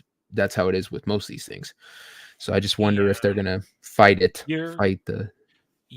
It's hard to give up a very easy income stream. It's very hard to give that up. But at the same time, I think the best companies will have that, but then also cater to the single player solo adventure type stuff. It's like, Square Enix, as they're cleaning shit up right now, as they're recovering from their disasters from last year into this year, they're the type of company that has that option. They have Final Fantasy 14, which covers your multiplayer itch, but then they've everything else single player. Well, the thing about live service games is that the money doesn't actually come from the membership subscriptions. It comes from the microtransactions. So depending on how things shake out down the road regarding microtransactions and online gambling laws and that sort of thing, whether or not that continues to be a thing, like these memberships to live service games are probably not going to be sustainable in the long run. Yeah, especially because, like you said, gambling. It's a gamble when you get these packs or whatever each game calls it. You never know what you're going to get, and 9 times out of 10 you get shit. Loot boxes. Loot boxes, that's the term. Thank you. Yeah, loot boxes. You get absolute shit. And it's like, oh wow, I just wasted. Because it's like a casino. It's designed to keep you pumping quarters in. Man, I just told you how bad my OCD is about blue bubbles, and look, you got 20 plus in your damn freaking notifications. It just I keep looking back at it like I'll save down that. Also, I start itching. And it's so yeah. I think GTA 6 it's probably gonna kick all kinds of ass in the beginning. But I think we all make the good points. Will they be able to maintain the microtransaction online gameplay thing? Will it still work? Only time will tell. And if they sell enough copies, they could make that. They could recoup that. Because if they're selling them for $60-$70 a pop, right? That's still only like 100 million copies they got to sell worldwide to make back the $2 billion. Well, it's like movies. They have to sell more than that to make back. Because their money they spend on advertising and all that stuff adds into, but they'll make their money back. I have no doubt they'll make their money back. It's just, is it going to do as good as the last one with the online? Because the last one made a buttload online. Like they made a fortune off the online, which is why they took a decade to make this game. Yeah. And so is that their plan with this one? We know it is. Our people are going to pay out for the money bundles, because I think that's what you bought in it. Was you bought fake money. You spent real money for fake money in the game, so you could buy fake cars and fake apartments and fake this shit and fake that shit. And so are people going to dole out for fake shit still as to the level they did on the last game is the question. It's one of the things I really liked about the Monster Hunter franchise is because, they do have some cosmetic shit that you can purchase, but most of it is stuff that nobody actually wants to purchase, and any of the really cool cosmetic shit comes free in the game with the updates anyway. Yeah, you got to grind, you got to get the mats, you got to build it, you got to earn it. Think about that. There's some a lot of them they just give to you when the update comes out. So there's some asshole out there who spent all that fake money on fake cars, and it was the equivalent. He could have bought a new car, a real car. Like, doesn't that fucking kind of make people feel bad? Like, I don't know, disappointed in our society? It does if you let yourself dwell in it. Yes, it's awful. It's not Static good. just hit on over here though. The kids will be dumb. Oh yeah, kids will be fucking dumb. And not just kids. Don't give your kids not credit just cards. kids. But they're gonna want. I'm not proud of this. It's gonna be the dopamine rush. It's gonna be the dopamine rush. Oh man, I got this shit. Yeah. Look, man, I'm not proud of this, but I played DCUO for 11 fucking years. It's not that I never, spent any money on useless shit. I did probably way more than I should have. I just never went as crazy as some of these guys. The guys who are actually funding the games go. I also, during some of the time in Star Wars or Republic, when they opened the cartel market, which is essentially the glamour shop, because they would give you temporary boosts like XP boosts, stuff like that you can earn in game. But it was also what they introduced so that people could play for free and then sometimes buy in to play almost as a full price player. But anyway, the cartel coins were how you bought things on the market. And if you have a subscription, if you have a two-form ID, stuff like that, like the digital ID thing as your two verification ID system, you get a stipend every month. You'll get free cartel coins, or you can spend real money to get cartel coins. I will admit, once or twice, I spent some money on real cartel coins, but usually because a couple times I missed some content and the content was available on the market and I wanted to get it for characters, for campaigns and stuff like that. So I did it a couple of times, but most of the time because I go so long between playing it, I'll come back and have thousands of cartel coins on my account. And then I can do whatever I want with them. And I go on a little bit of a fun spree. I'll buy mounts. I'll buy weapons. I'll buy decorations for my house and shit like that for my base. But I did it once or twice. I'm not innocent. I'm not completely innocent of spending real money for fake money. I'm not innocent of that, but I didn't go overboard. At most, I think I've spent total $50 in my lifetime on that shit. I mean, I didn't go hog wild or anything. It's like maybe bought $10, $20 at a time, a couple times, but that was it. $50 doesn't touch what I spent. I know. Because it was all wasn't glamorous. It wasn't like DSP's online gambling habit or anything. I wasn't anywhere near as bad as to put myself hundreds of thousands of dollars in fucking debt over a mobile game or anything, but still, it wasn't smart. Ariel, I'm not playing a game. I'm actually reading chat. It's just I take a lot longer to read the chat, so that's why I'm concentrating. Masturbating at the same time, all right? You can't divide. Yeah, with my third hand. That's specifically for said purpose. And Ariel, PAX Day was the one, and it is a kind of it's a very interesting medieval type game where there's no set class systems, and you have a real environment where they encourage basically building a town, building all this kind of stuff. And then you go out into the world and there's a lot of stuff to find and discover. No set anything. I don't want to say it's what's the term? Shit, I forget the term suddenly. Open world. Well, it is open world, but I mean where it makes it for you, like sort of an instance type of thing where it creates it as you go. I don't know if it's full generating what do they call that? Yeah, maybe like random level procedural generated. Procedural. That's our procedural. That's what procedural. I don't know if it's full procedural, but there's a lot of exploration involved, first time things, and it looked really cool. Devil and I, about a year or so ago, when Kale said, "Have you guys seen this game?" We went over it for like an hour on the website. It looks really cool because you can design your own classes. You can basically play the whole game as a farmer or a tradesman and not even go out into the world and adventure. It really is one of those games where you can make the game, you play the game as you want to play it. It looks really interesting, but it just launched, I think, 2 months ago, and it'll be in early access for a year. So I am hesitant to step into it and spend any money or time in it. Let's see if it's still standing in a year. If it's still standing in the year and people are saying it's working, then I'll look at giving it a try. And so it looked really cool. And, I'd love to, get a guild going, do some fun stuff, adventure, that kind of stuff. So I will check that out. I'm with you. It's too many of these games now. They're promised for so long. and then they don't deliver nothing. It's like what's that pirate one that they were pushing for so many years? Was it Bones or Skull and wasn't Skull and Bones? The Ubisoft one? I believe so. It was it was in development for so many years, and then it came out and it was a wreck. It was trash. And then they just stopped. They didn't really, I don't think, fixed it even. That's how a lot of that is. I think it's been shut down. Yeah. It's didn't they get embarrassed by a fucking an independent game that came out with a similar concept? It's the one that Chunk 3PO plays.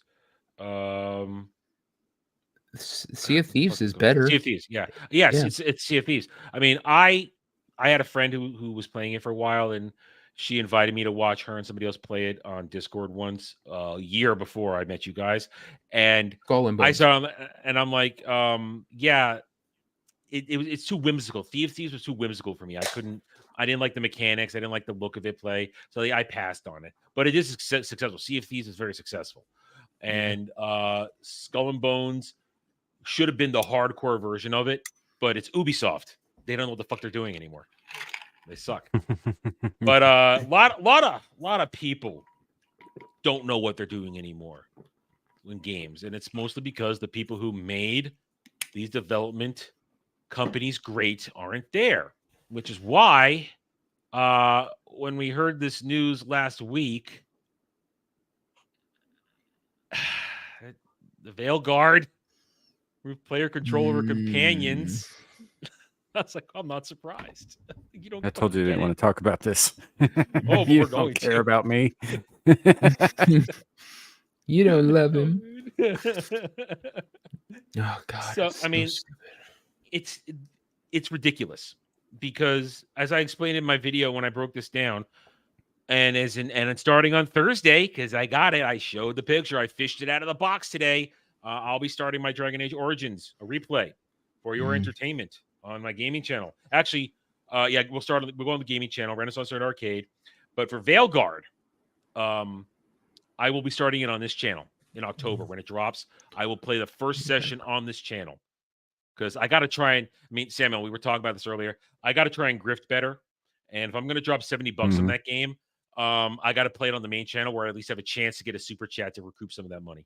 So, I will play the first session of Veilguard on this channel, and then then it'll be re-uploaded to the arcade, and then all future sessions will be on the arcade, so that we see how it goes. But as I was saying, and Sam, you know this well, part of the beauty of Dragon Age is it's either full action or tactical when you're in a fight. It's kind of up to you.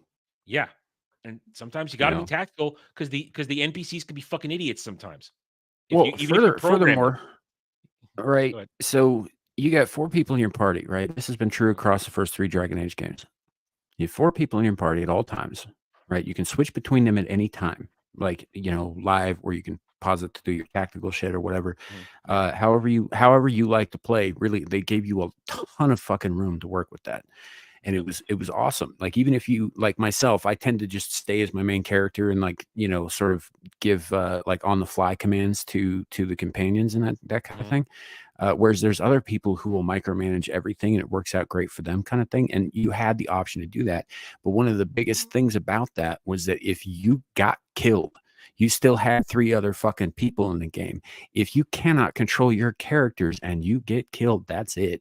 Good point. It's a good point. Right?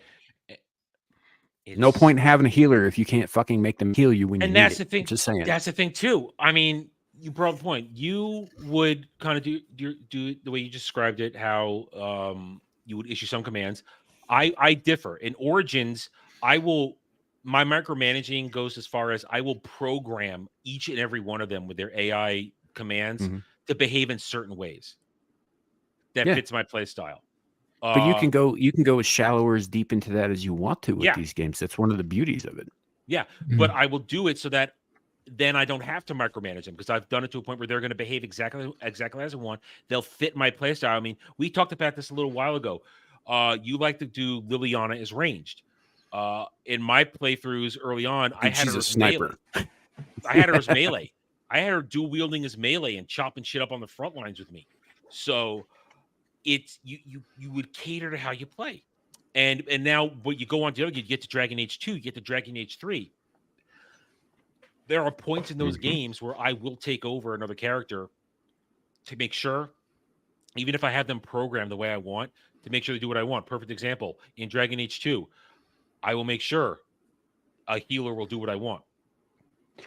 Or even outside of combat, Adam. Outside of combat, each character had like you wanted to have all three classes in your party at all times, because there was always something that you were going to run across that only one of those classes could fucking deal with, like rogues for fucking locks, or mages for magic barriers, or like warriors to break down fucking walls and shit like that.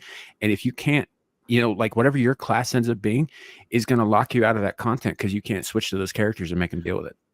You mentioned this a couple weeks ago. If you are not a rogue, when you start Dragon Age Origins, there are chests you will never get to go back and open. Mm-hmm. And I've never. And you have to be a human rogue play a rogue. To do it. Yeah. And I never play a rogue. I always play a warrior because I got to wield swords. I have to. It's in my DNA. But then a perfect example in Dragon Age Inquisition. Whenever I'm fighting dragons on the dragon hunts, there's going to come a point in the fight where I'm going to switch to Varric, and I'm going to have a particular combination of attacks I want him to do that will fuck the dragon over, because I don't want him doing other shit. But then again, also, I will have to switch to him because guess what? The battle moved, and I had him as basically the maximum range I could put him so that he's safe. But the battle moved, and suddenly he's way too close. I don't want him that close. So then I got to switch to him, or I got to program him to get the fuck back to the perimeter. And if this game, as this he, she, it thing, Corin Bush is trying to explain to us, we want you to understand that these characters are alive, and we don't want you to have to micromanage because it's going to ruin your play. No, fuck you. Fuck you. That means you don't know what the fucking game is. You don't understand it. Mm-hmm. And it just sucks. I mean, this is the biggest red flag yet that that this is gonna be a miserable situation. Yes, that's Varric right there with dark hair and no hair on his chest. Yeah, his chest hair all migrated up to his chin. And you know what he used to just have a 5 o'clock shadow, and now he's got a beard. So. And you know what these motherfuckers did in their preview that they dropped, and I'm gonna say because we saw it everywhere. Bianca gets destroyed. They fucking destroyed Bianca in the opening part of the game. We when we watched that, I think I mentioned this at the time too. I was like, I wouldn't be surprised if they kill Varric in the opening part of the game. Because he's really like look at the cast. He's your last tie. Mm-hmm. Aside from Solus, who's the villain. Sort of the villain. Remember? I don't think they kill him right off the bat, but I wouldn't be surprised if in the game he dies at some point, like halfway through type tragedy. That's Scout Harding from Inquisition, Ariel. That's Scout Harding. Yeah. I suppose Harding's in it. I like Harding as a character. I don't really have a problem with her being there. Right now, she's like the only character from the cast we've seen. She's the only one I remotely will romance right now. I mean, as far as she's the hard to romance in Inquisition. Because I mean, she's not meant to, yet you can is the thing. I mean, and you tried. You've told me you've tried. No, I succeeded. Oh, you succeeded. I succeeded, but it was fucking difficult. And you never get to like on-screen consummate with her like you do with every fucking other swinging dick and vagina in the game, right? It's just there's just a little blurb in the ending saying, oh, they lived happily ever after or whatever, and that's it. It like fades to black or whatever. I like how they can program kind of like who's a slut and who's not. Like some of them you literally have to say 2 compliments to, and they'll jump in the sack with you. And some you have to really work at. Because of all my bonuses of like 20 of over 15 years of stuff on my Origins, because it's my PS3 version, so I still have everything they give her free. I will get Morgan in the sack the first night at camp. It's gonna happen the first night. Between gifts and her conversations that'll be triggered going, we will be now it's underwear sex, because Dragon Age Origins they hadn't decided to show boobies yet. But I'll be going to town on Morgan first night in camp once we get out of the wilds. First night. Adam just walks in and goes, Morgan Morgan sluts too. Over there. Get in that tent.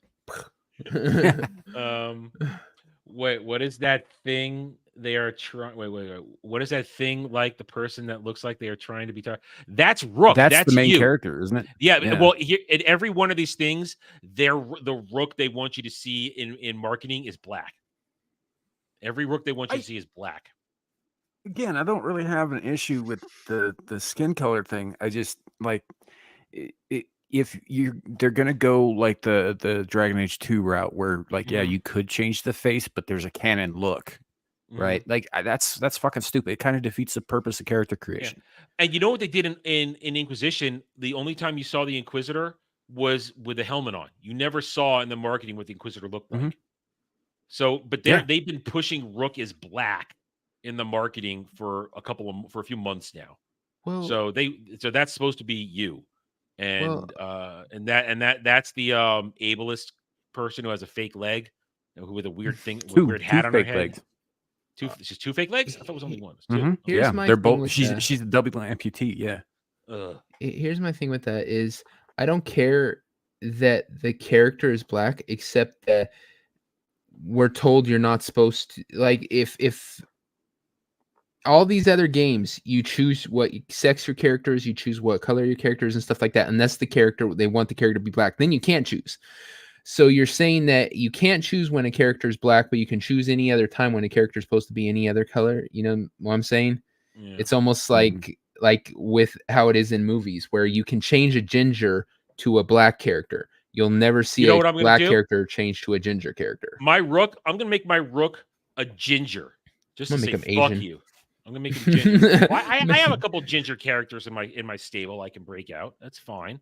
I'm gonna replace the black character with an Asian character so that it can sit there and say stop. Well, I mean, just even beyond the skin color thing, like you shouldn't like. Hopefully, you're not locked into race too. You know, like if somebody wants to play a dwarf or an elf or a Vashoth or something. Yeah. Hell, it'd be nice to introduce a new race. Yeah, wouldn't it? That'd be cool. I mean, I wouldn't play it, but that'd be cool.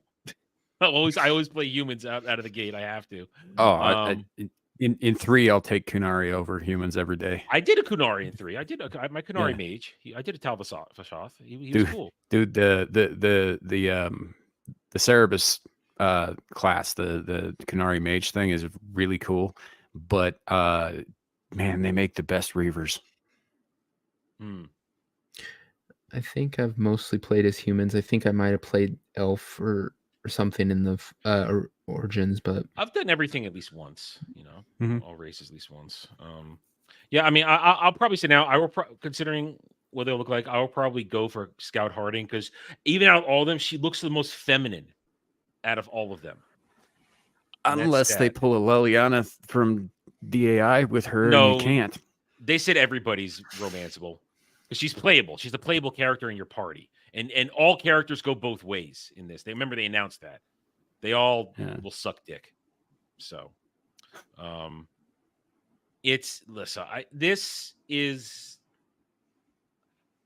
want this to be good. Let's not forget that. I want these red flags to be small and in the end meaningless and not break the game. But when you just destroyed one of the key aspects of the gameplay, a carryover of every single game where you can tactically position and control all the characters and you build their skill trees to fit your play style. But no, now they're going to have their own opinions and do whatever they want on the battlefield. Right. That's not right. It's not right. I mean, you basically might as well just not have other characters around if that's going to be the case, because if you can't control what they're going to do, then why are they in your party? I mean, if it's other games do it, but it works in other games. Dragon Age is unique because it had this gameplay system, made it unique, made it special, and now they've taken that away from us, and it sucks. And it's not going to get changed. This game is ready to go. It's a couple months away, literally 2, maybe 3 months away. So this is set in stone. And I just hope that it's not so game breaking that it makes it unplay. It makes it, that it sucks all the fun out of it. Is what I'm saying. Honestly, I'm not looking for. I'm gonna have to, like you were saying about me and Aiden Chronicle and fucking Shadow of the Erd Tree. I'm just gonna have to wait to see how it turns out with you, because I'm not. Listen. Get on the ride. Watch me do it. I'm locked in. Unfortunately, I am locked in. I am locked in. I'll be the one to sacrifice for the rest of you for this one. And we'll see. And I'm not looking forward to it. I'm not looking forward to the story. It looks like they neutered my boy Solus. He was supposed to be this big fucking bad, and now the Dreadwolf, and now they're saying, oh, like the gods. It was like, how are the gods coming back? Because he fucking tricked all of them except what's her name into being locked out of the universe forever. Yeah. Right. Yeah. All of them except it's late. God, now I can't remember her name. Yeah, now that I have to remember it. Morgan's mom. I know, yeah. Flemeth. Thank you, Ariel. Yes, thank you. Yeah, I was gonna say Flemeth. Well, we've debated that. We don't know if she maybe has another backup plan, because this is Flemeth. She always had. I hope so. Something. I hope so, because that character is actually really interesting. Because you never know which side she's going to land on, and she is older than everybody in Thetis except maybe Solus. Yeah. I mean, so we're gonna have to wait and see. Right now I'm hoping that it is like maybe a 75% good game. I could stomach that. I'd choke it down if it was 50-50 at this point, but that might be hoping too high there. Anyway, yeah, Mulgrew voices Flemeth. Yeah, Mulgrew voices Flemeth. She was really good too. Yeah. So I still have my my copies of the other games though, and I still have systems that still run that I can play them on. So I'm if nothing else. I showed you. I put it on the community tab this afternoon. I broke out Origins. I also broke out the expansion. I don't know if we'll play the. Yeah, I did. I don't remember what that means though. That's the thing that Iron Bull yells out the first time you kill a dragon, and then when you ask him later what it meant, he's like, "I will pleasure myself sexually when I think of the glory of your defeat with respect." I'd forgotten that.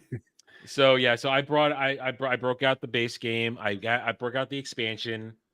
I don't know if we'll play the expansion or go into 2 or to 3, but we'll take it as it is, because we'll see how long it goes. I think somewhere along the way, before it comes out, I might do a 24-hour stream where it's just a lot of gaming, a bunch of Dragon Age, bunch of Mass Effect, maybe a couple other things.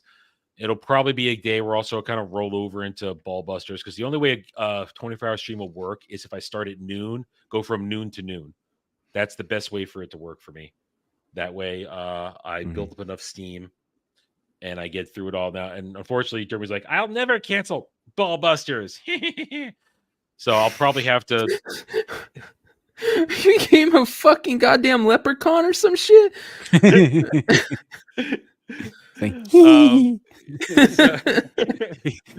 He's like Brad. What's his name in Happy Gilmore? I think now we need a picture of Dermy with the raster version, wearing like a tiny leprechaun hat and a really tight leprechaun outfit that's like 5 sizes too small. Oh no. Raster will do it. Man. You just have to ask him. Anything that is mean to Dermy, Raster will do. I know, it's gonna be fun. I romanced Alistair once. Sorry. Go ahead. We're making fun of it. No, we're making fun of Dermy. It's fine. Go. I was just gonna say, you can literally ask Raster to put Dermy in a big baby outfit being thrown into a blender, and 20 minutes later he'll have the picture sent to you DM. We might actually do it now, because we have to do that. I romanced Alistair once on my city elf. That was my second playthrough ever, and I romanced him. I don't remember if I became queen though. I think I didn't. I think I actually let what's her name become queen, and Alistair and I rode off into the sunset or some shit like that. I don't remember. Or did I turn him? No. I told him to fuck off because I took low gain that playthrough. Yeah. Oh yeah, he'll leave. He'll definitely leave if you do that. Yeah, that was the playthrough where I took Logain because I needed somebody to sleep with Morgan to make the old god baby. I think that's the playthrough where you chased Alistair off for his own good, and you would just sacrifice Logain. Is that what you did? Yeah, and then I had Logain do, and that's also the one where I got the ultimate sacrifice trophy. Am I a bigot? Because I have never made a single character on a video game gay ever. I wasn't gay. I was straight. I was a female. I was a female. I don't care if I'm a female in a game. I ain't fucking chasing dick. I just think it doesn't interest me even a little bit. I'll play female characters. I have female characters in my rosters. It's like, I have to play as a female. First thing I'm going to do is try to get me some. Like, no, it's like I'm not going to lie. My first playthrough, I banged almost everybody. I banged Logren or Ogren. I banged Zevran. I banged Morrigan, Liliana. Liliana is the one I stuck with in the long term. I'm pretty sure I nailed Alistair. I tried with Sten, but he wasn't interested in like anything. Oh God. I love that game. We're gonna have some fun we're gonna start on Thursday. I would start tomorrow, but I need to test out another game that I got on sale for co-op play with Alf. I recommended it, Icarus. It was on sale, and it's a few years old, so I think it might run on the old girl. I want to give that a try. But Zev is easy as fucking hell. Zevran's a slut. He's a man whore. He'll fuck anything. That's why that's actually part of his backstory. He was used as a boy courtesan before he became an Antivan Crow. We're gonna have some fun. And so we'll be starting out we'll definitely be starting on Thursday, if not sooner. But so Thursday night we'll be starting it because I promise you guys voted on it, and that's what won. And we'll play it every Thursday, maybe more than once, but every Thursday we'll play it until we're done. Because the good thing about Dragon Age Origins is that it doesn't really require a lot of grinding. We'll grind for one period of time where I want to use the exploit of making easy gold in Redwall after the barkeep dies during the first defense. Because we will do that until it works. You're going to watch me go that over and over again until that fuck dies. We'll do that over again so I can make like 50, 60, 70 gold. So I have no money problems the rest of the game. But other than that, there's no real grinding involved. You just kind of progress, get everything done. And sometimes there is chance, like at a certain point, I will keep running the routes until the star medal drops. So I get the star medal sword. Because I got to have that. Got to have a star medal sword. So we'll have some fun. Be good. I can say now I'll be playing the Kusland Air. That's my favorite playthrough. So I'll be doing that one. And we'll have some fun. And because I'm gonna play it my normal way. I'll keep it on Nightmare too, just so it's at least a challenge for me for the first 20 minutes. Because once you get past the first part of the game, it really isn't a challenge anymore. You can mow shit down. Once the gear, so of course I have cheaty gear. I have all of Liliana's gear from her DLC prequel stuff. I have a sword right away from when you play as the Darkspawn DLC. And you can and you get it's like a poison blade you get right away. I got a couple other things. So there's some DLC that you can get that's like little items that are gifts or whatever, and if you give them, then you get an actual item out of it. And some of them are actually really good. Some of them are terrible fucking items, but some of them are really, really good. I would stay away from activating the cat lady's hobble stick in combat, but otherwise I don't know if I have that. I tend to not activate shit. I tend to just you give it to Win, and then if you have her in your party, you can go into your items and activate it, and it like a bunch of kittens attack the enemy. I've never done that. I brute force everything. I'm not very crazy with my strategies. Anyway, all right. So real quick, Ariel, for another $10, so we've got a couple extra videos to watch now. Besides the Harry Potter flash kits, could you guys also do Internet Historian, the Great iPhone Massacre as well? Okay, well, you paid for it. So we're at that time. I've exhausted my stuff. We have punished ourselves with the Dragon Age discussion. So let's go first to these. Let's get these over. So the first one, let me get it up here. Harry Potter, Flash gets Harry Potter, and what's it called? Harry Potter Special Ed. So let's go to regular YouTube, please. God damn it. God damn it. That's not what I want. There we go. No. Okay. I thought I just killed our screen here. Okay. That would have been terrible. Okay. YouTube. Flash gets Harry Potter Special Ed. Yeah, Gal, I told Adam I didn't want to talk about that 2 days ago.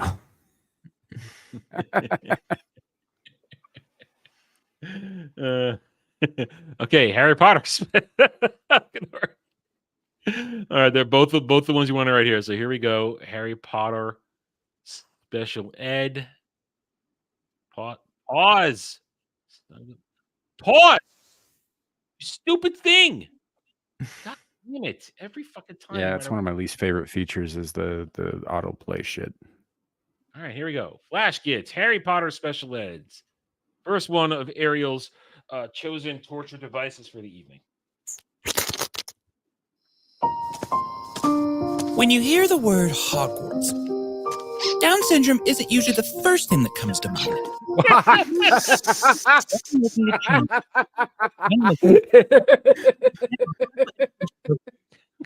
Oh no! You didn't see the thumbnail. I saw the thumbnail. I'm here at Hogwarts. It's Billy Elmo. Around 6 a.m. for the kids when they arrive on the short train. The short train. The short train.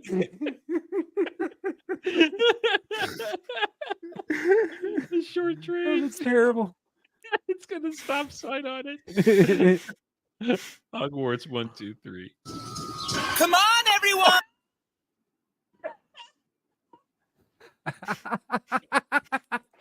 Oh, this is He's in a chair. How are these guys still on YouTube?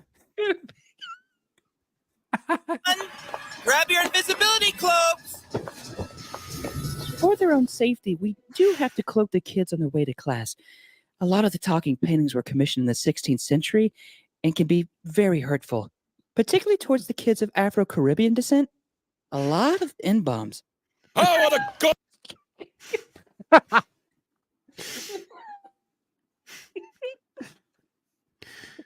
Goblins today, Mrs. Spinelli.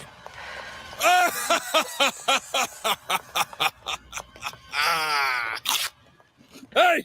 Stop eating my world, you little monster! Jeremy! The work set by the school for the kids can be a little, humble. You know, for example, if a potion class requires 16 crushed beetles or 3 tongueless toads, they'll often put our children to work on that. Oh shit! It's wrong. It's funny. What in the back?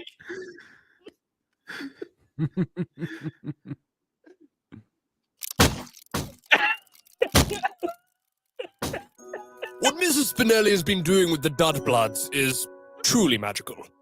Dudbloods is... Dudbloods? I assume that has some. I get the dud part, but the whole blood thing, that's something to do with this universe that I'm not aware of. Yeah. Mug blood, muggles, mug blood, stuff like that, I think. It's the official term. I personally find it somewhat antiquated, but progress in the wizarding world is rarely made overnight. I'm pretty sure we're going to get that changed soon, though.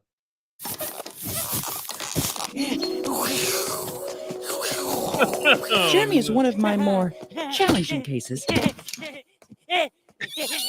it may not seem like it, Jeremy is actually neurotypical. Or normal. But like so many of his generation, he's 29 and still obsessed with Harry Potter.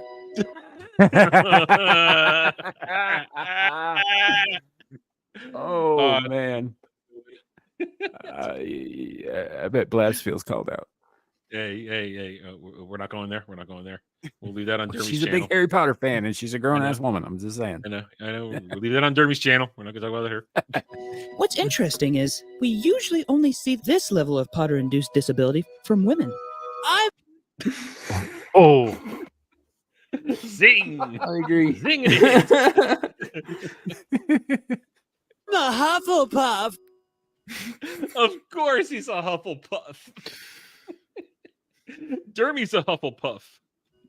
Muggles aren't So is technically Larry. allowed. Really? Larry's a Hufflepuff? Yeah. I'm happily a Gryffindor. Every time I take the test, I'm always a Gryffindor. So, never changes. In Hogwarts, but when I saw They Jeremy won't getting let a me in the Deathly houses. You're the devil. Hallows tattoo, I knew he needed saving. What are you working on there, Jeremy? Harry Potter helping Harriet Tubman save the slaves. What? It's called Harry Potter and the Underground Railroad. That is the most mentally retarded thing I ever got that. What? The special needs wizards do explode when they're overwhelmed. We try to mitigate it by giving them rubber wands, but there's only so much you can do. We used to lose 1 or 2 students a year, but since Jeremy has been with us, it's gone up to 3 or 4 a month. Home time is particularly difficult, as the other students struggle to understand why Jeremy won't leave Hogwarts behind. You think kids raised on Harry Potter and Hunger Games are just gonna give up? Silly adult. It is my job to hold out hope for these kids when no one else does. But sometimes for kids like Jeremy, there's really only one solution.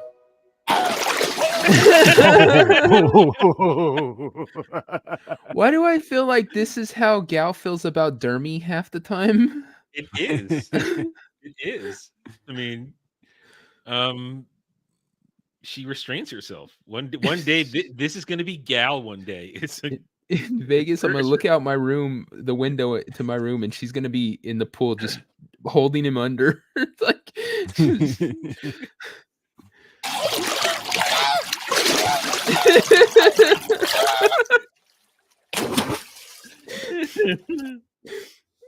What happened? All right, that's the end of it. Now it's just them promoting their stuff. That was again, as always, Flash Kids is unique, and they go to places that we don't expect. But we're not done. We're not done. There's another one. Average Hogwarts Legacy fan. So we got another one right here, and I accidentally killed the screen. So let's go right back to it. Okay, so this is the other one for Ariel's first super chat. Flash Kids. Hello, I am Professor Collingsworth, the new head of the Judgeblood, or Special Education Program here at Hogwarts, and it is my job to save these little rascals from themselves and others. Oh. The Judgebloods are a particularly delicious snack for the Dementors, due to their seemingly endless supply of happiness and smiles, which is why it is quite essential that they learn the Patronus charm. Expecto Patronum!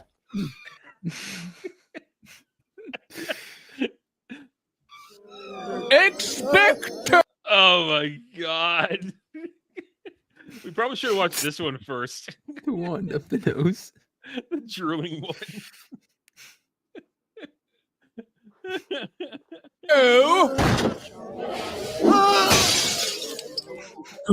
This year's batch of Judgeblods are particularly hard to teach. Settle down! Settle down! I blame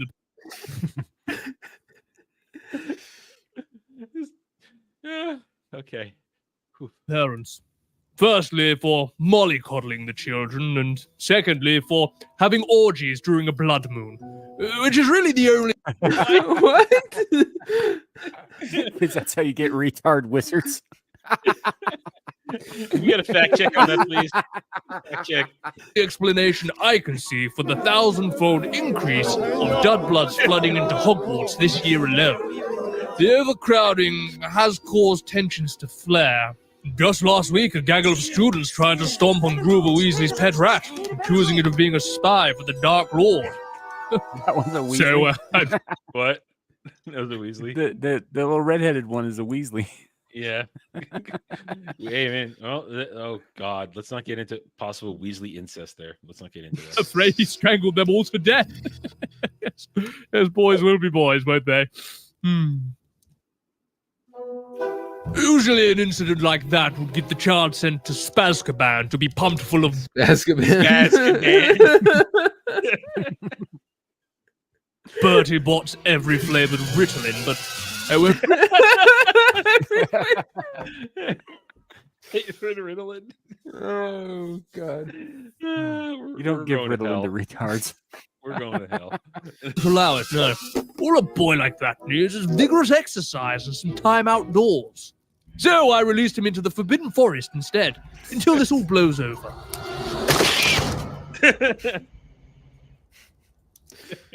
Yes, I do feel some measure of responsibility for the death of those students, but you can't be everywhere at once, you see, which naturally led me to my next solution. Do you know what a boggart is? It's a creature that turns into your greatest fear. Okay, any guesses on what a retard fear is going to be? No, I'm not even going to try. Not even going to try? Me neither. God, I don't Careful, know. devil. Cancellation looming. I know, like, I'm trying to think of something that's not going to get me canceled, but that makes sense. All right, let's just find out.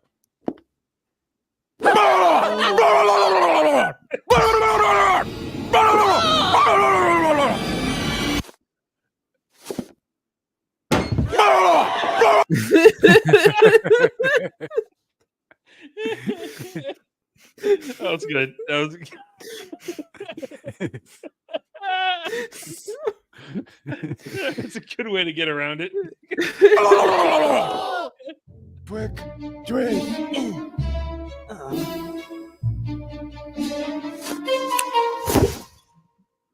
Yes, my biggest fear is distractions in the classroom. Dudblood's attention spans are so short nowadays, we certainly don't need fluttering eyelashes and delicate jawlines adding to the problem.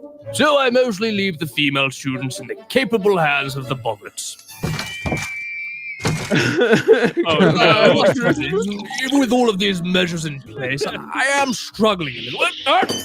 I'm a Hufflepuff. Yippee! This is why we watched this second. Yeah. Okay, yep. That's Jeremy. He's been rather agitated recently. Unfortunately, we're stuck with him forever, as he was drowned here by his previous teacher for being insufferably retarded. We would, of course, later find out he wasn't actually retarded at all. He just really liked Harry Potter. I just don't understand. Wait.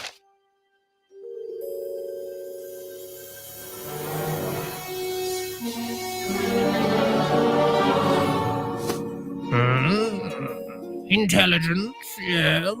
Autism! Sorry. Harry Potter fan!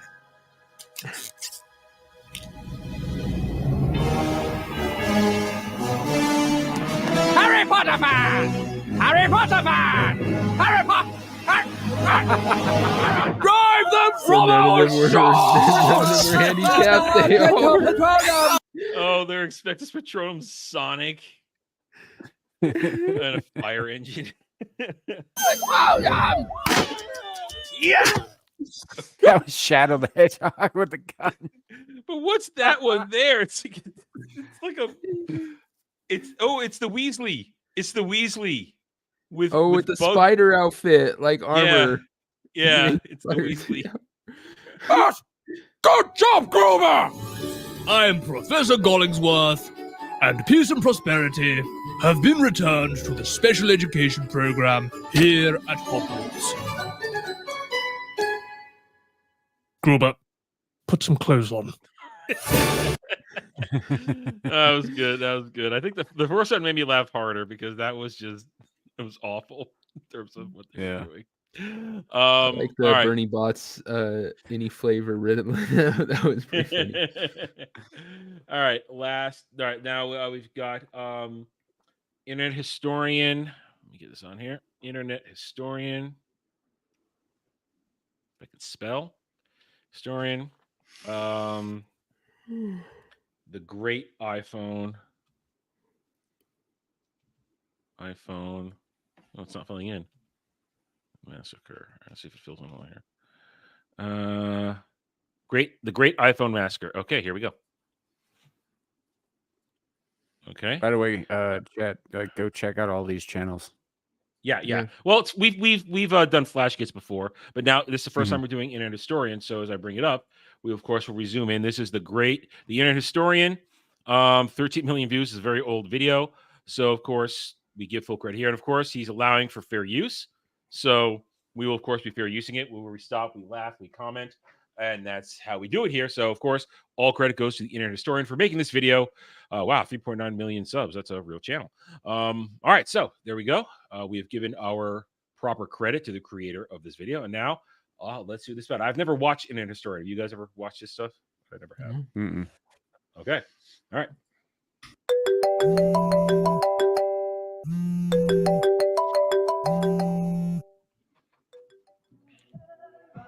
The new iPhone XD, the future of mobile. Hi, I'm Steve Jobs, and I've come back from a cold, dark grave to tell you about our latest innovation. But just before I show you this new phone... Wait, did that say AA batteries? These are...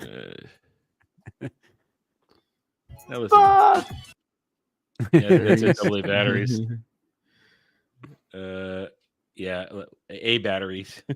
Just before I show you AAA batteries. Okay, yeah. This new phone. Listen, I'm fine with my iPhone, but yeah, the battery does suck. I will always admit that. Phone.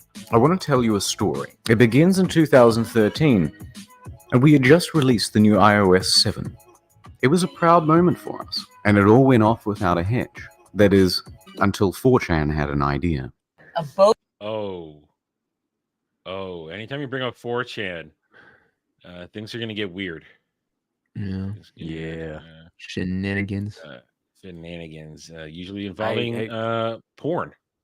Sometimes they just do some epic level trolling like they did against the Metropolitan Police in London last week. Bogus ad that could cost you hundreds of dollars. They started spreading rumors that the software upgrade made your phone waterproof. And they even started making... What? Who is dumb enough to believe that? Listen, I admit I have I sanitize my phone whenever I come home, when I'm out. You know, I since have got it down to the process where, you know, Clorox wipes do the job. I don't get around. But sometimes in the past I got overzealous because the outside world at certain points, especially when I was in New York, things are nasty. And I've damaged my phone with too much moisture, but nothing good rice bath doesn't fix. But never once did I ever think these goddamn things were waterproof. Never. Wait, you every single time you come home, you sanitize your phone? Well, I just take a Clorox wipe, you know, wipe it off, you know, out in the world. What are you doing with it when you're out that you need to clean it? Nothing, you know, just like my hands have been touching everything out there, and I bring it in and I'm put it down here. So I just wipe it off with a Clorox wipe. It's just, you know, wiping it off. That's all. I listen, after living in New York, something broke in my brain when it came to the world being disgusting. Okay. I wash my hands a lot and I wipe everything off when I come in the house. You know, and I clean all I wipe off. It's pretty gross. Yeah. Something broke in my brain and it never got fixed. So I sanitize everything when it comes in the door. That's just the way it is, you know. The only time I've had to use rice on my phone to dry it out was about 4, maybe 5 weeks now. I tripped and hit the eye washing thing in the back of the restaurant. Anyone who works in certain places, they have to have this. Essentially, it's a hose and these sprayers that have 2 things for your eyes. anytime you work around chemicals. It's required by law, at least here in California, to shoot water into your eyes so you don't go blind. Unfortunately, the way they have to have it essentially is on a hair trigger, and if you tap that, it will shoot water out of these things across the whole damn room. So I had my phone set up listening to music in the back. I tripped on the freaking mop, hit the thing, and it locked in place because the little wire thing will drop and lock it in, so it keeps shooting the water. You don't have to keep holding the trigger. Oh shit! Shot like a freaking goddamn geyser of water over the whole damn room. That's just bad soaked luck. my phone. Yeah, I had to squeegee that whole son of a bitch. But the right trick works. I mean, just putting it in it works magic. I've only ever had to do it once myself, but it does in fact work. I've done it 3 times in my life. Like I've had to do it 3 times. The one time I had to do it, I dropped it in a toilet while I was taking a shit.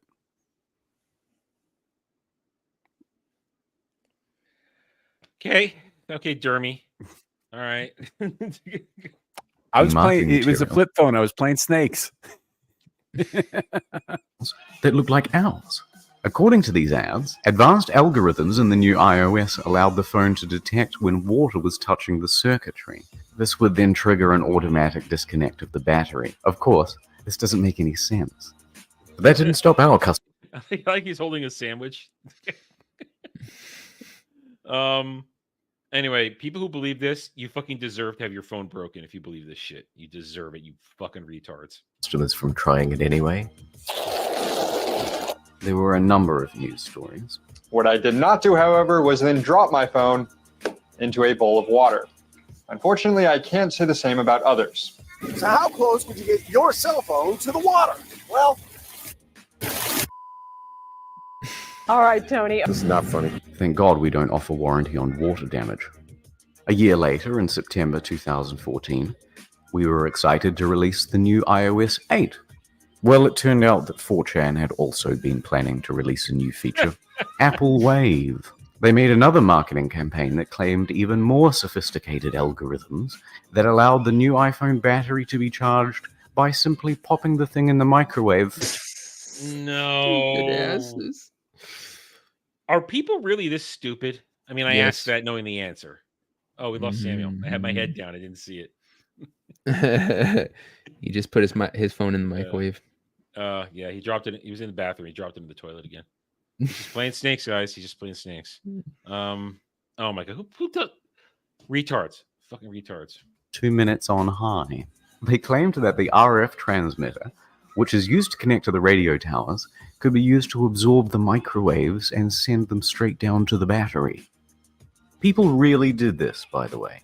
And the news picked up on it, too. Yeah, don't put your phone in the microwave, don't put your phone in the toilet. Look at this. Look at this. This is retards. Goddamn retards. I mean, come on. A lot of these things seem they should be common sense. Charge your phone in the microwave feature. Just to be clear, don't ever, ever do that. Now, it's hard to know for sure which of these tweets are real or hoaxes, and some of the news reports claimed that no one actually tried this. What is he holding? What are those? Apples? No. Mangoes? No, because he's holding apples. They don't look like apples, though. He keeps holding different food. I guess that's the joke. At all. Ryan says most people haven't fallen, or at least admitted to have fallen, for the destructive ploy. However, these pitiable cries on the Apple forums say otherwise. What can I do if I microwave my phone? Help! iPhone put in microwave and not working. I know it's stupid, but I put my phone in the microwave. Okay, let's say I stuck my phone in the microwave. Your phone and it will charge. Drop it.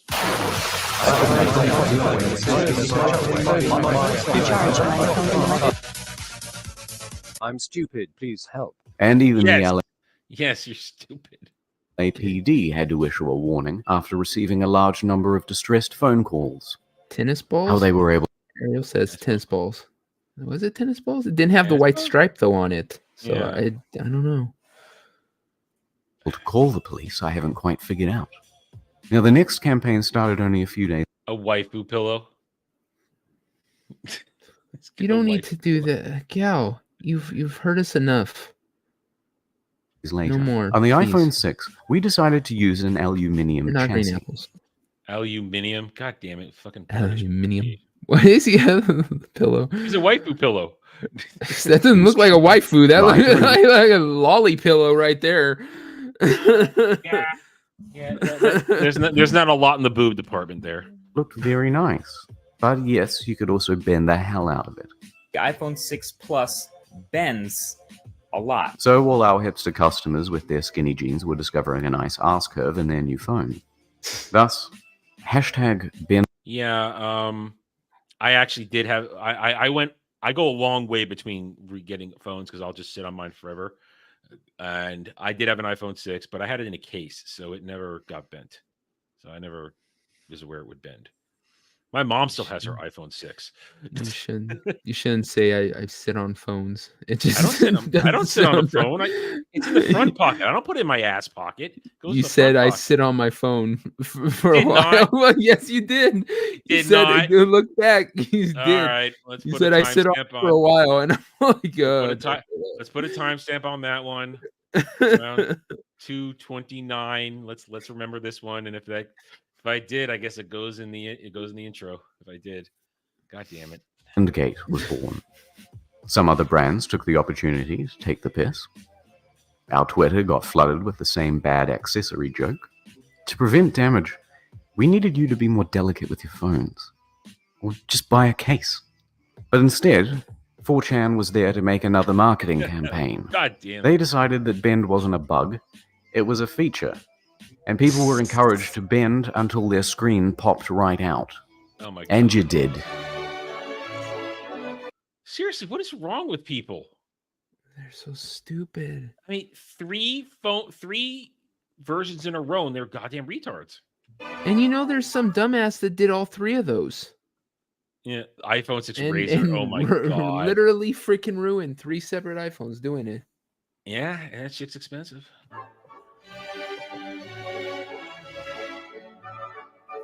The next 2 years passed without much happening. But then in 2016, we released the new iPhone 7. And courageously, it featured no headphone jack. But one YouTuber, Tech Rax, decided to tell people otherwise. Hidden inside your iPhone 7 is a 3.5 millimeter audio jack. And apparently all you had to do was drill for it. No. Article after article. Rule number 1. Most of the times, the internet lies to you. Do not believe what you see or read. Especially if it's on fucking YouTube or Twitter. God damn it. Article about people drilling into their phones. But we're just scratching the thin veneer of dumbassery. There was a bug that bricked your phone permanently if you set the date to January 1st, 1970. It ends up with a time before January the 1st, 1970, which should just be a negative integer. Except it's not. It's wrapped all the way round. It's giving you a date 20 times longer than the expected lifespan of the universe. So some idiot made a campaign there too. Big lines at the Genius Bar that week. But there's one last thing. We put a tiny seam in the side of your iPhone 6. So that it pulled out your hair every time you put your phone up to your face. I made that design decision. I thought it was funny. Okay, hang on. Samuel's back. Hi. Hi. So you missed bending phones, drilling into the phone for a hidden audio jack. People are fucking. Is this more 4chan nonsense? Yes. Well, the last one was an internet dude who just put up a video and people believed it. So, it's retarded. These people are stupid. People are fucking stupid. Oh, sorry, wrong button. That wasn't me that time. That was totally that was Adam. me. No, that was me. I didn't. I was on this screen. I wasn't back on that screen. I was trying to start it again. And all of this brings us to today and your new iPhone. This is it. This is what you get. No more nice things. You can drown it. You can microwave it. You can drill it.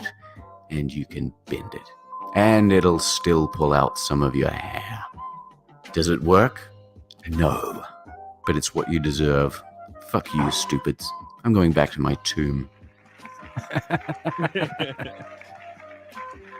You know, they would clap for him. Available in 3 hard drive sizes: 12 megabytes, 13 megabytes, and 128 gigabytes. All right, there we go. Jesus, did you see the price difference between the 12 and the 13? I think I did. Let's go back one second. Come on, go. God damn it. It doesn't work on Chrome. Oh, it's only $30. Yeah. I missed that. Cal, you sit there and you joke. I know that's a joke, but please say no one in the freaking chat is stupid enough to try that. Wait, what's this? Well, if you have frosted windshields, I heard the quickest way to defrost throwing a bowling ball of water on it. Dude, you shouldn't even turn your fucking defrost on high. Oh man. Don't listen to Gal, people. Don't. She's trying to ruin you.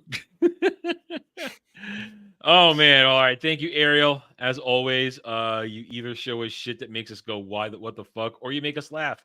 All right. So we're 2.5 hours in. I feel good calling it for the evening. I have nothing left to grift. We should do better in the past, though. We should do better because I need to grift harder because I am in fact very close to rolling over to 3,600. So I think we can get me there this week. I think it's possible. You can get me there, rolling over. Because thing is, in all seriousness, if we can get me to 5,000 subs this year, a lot of cool things are going to happen. There's a lot of possibilities going on there. I can't really talk about it because I need some confirmation on whether or not it is possible. But if we can get me to 5,000 subs, that is a large enough subscriber pool and customer pool that I might be able to get my book out. So anybody sharing stuff, your support as always, everybody here, I appreciate it. So yeah, that would be a big change. That would be a game changer for me because that would mean I could possibly get the fuck out of this state and move my mom to Florida. So it would be a big deal. Anyway, so let's call for the night. And what I don't know what she's talking about.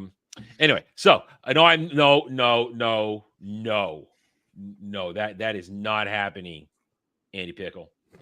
That is not no. You can see right here. Look, see, there's no bald spots. There's nothing. I have all my hair. My hairline has not receded in 20 years. This is I've been told. My mom is a hairstylist. She does do my hair. She cuts my hair. My hairline has remained the same for a very long time. I have no grays. I'm at that point, no grays. I get one gray hair over here once in a while, and I'll pull that shit out. I got gray right here, but that was because after I got COVID for the first time, real COVID from China. But I guess some of my eyebrows. Got a couple of my eyebrows. I pull them out though. But no. So no, I will not shave my head. I will no. What? Shut up. I know you're like old man gray. No, I'm fine. Listen, considering all the stress I'm constantly under, the fact that I haven't gone white or gray is a miracle, considering all the stress I'm under. I can grow a beard. I got gray in my toe hairs.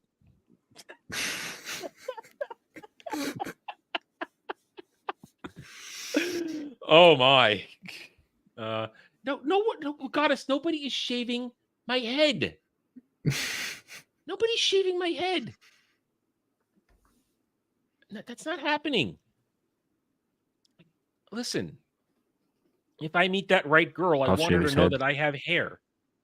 And I have nice hair, that it's normal. God damn it. If we ever get Adam to meet up, we'll shave his head. No, fuck you. That ain't happening.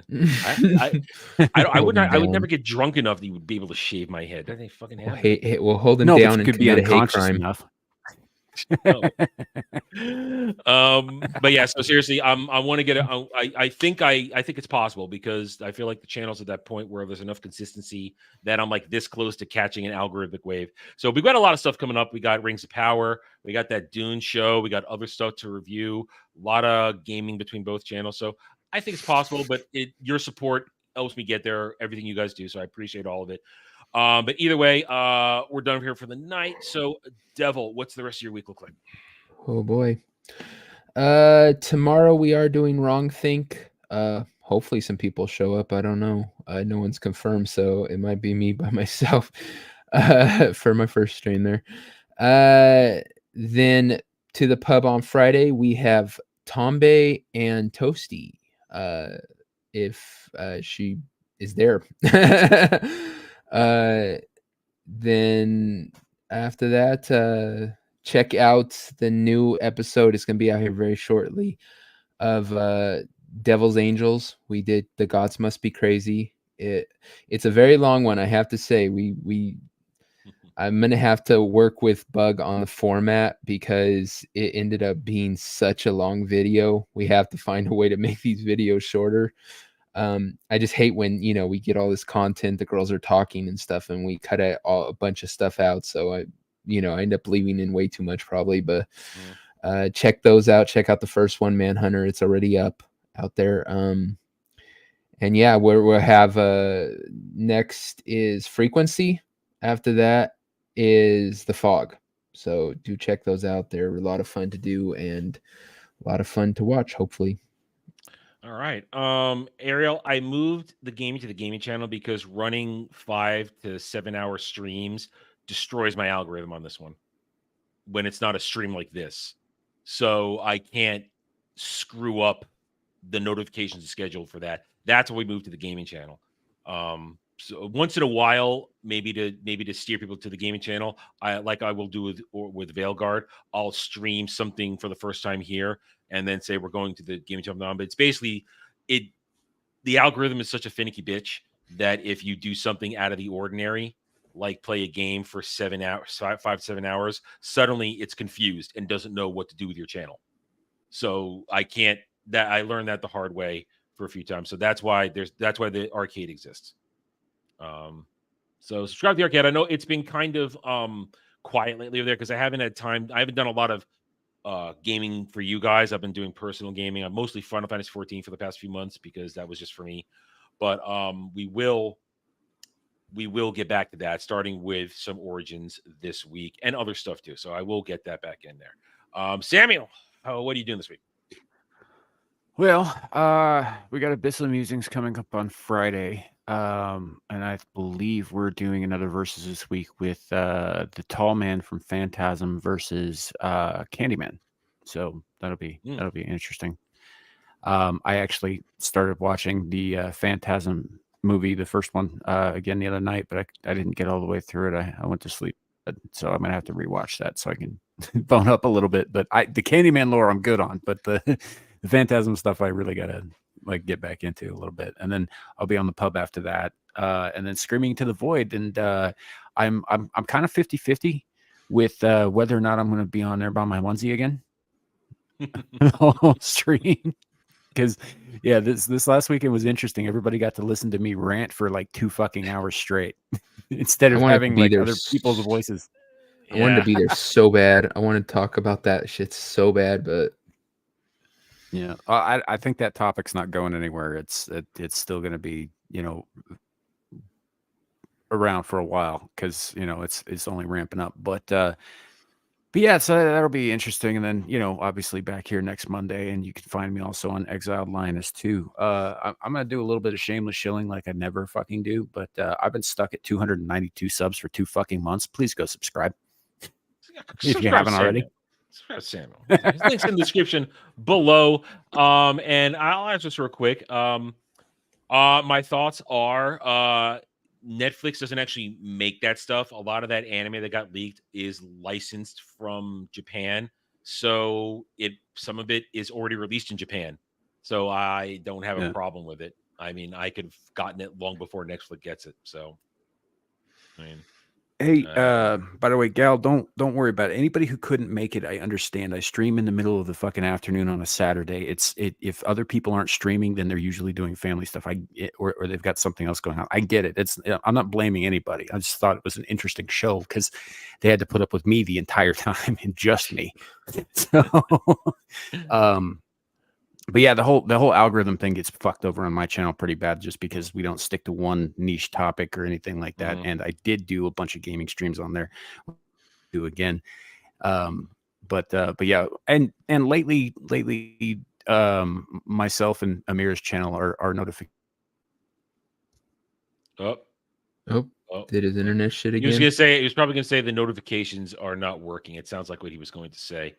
Sounds like he's probably gonna drop out any second now. So guys, give Samuel a sub.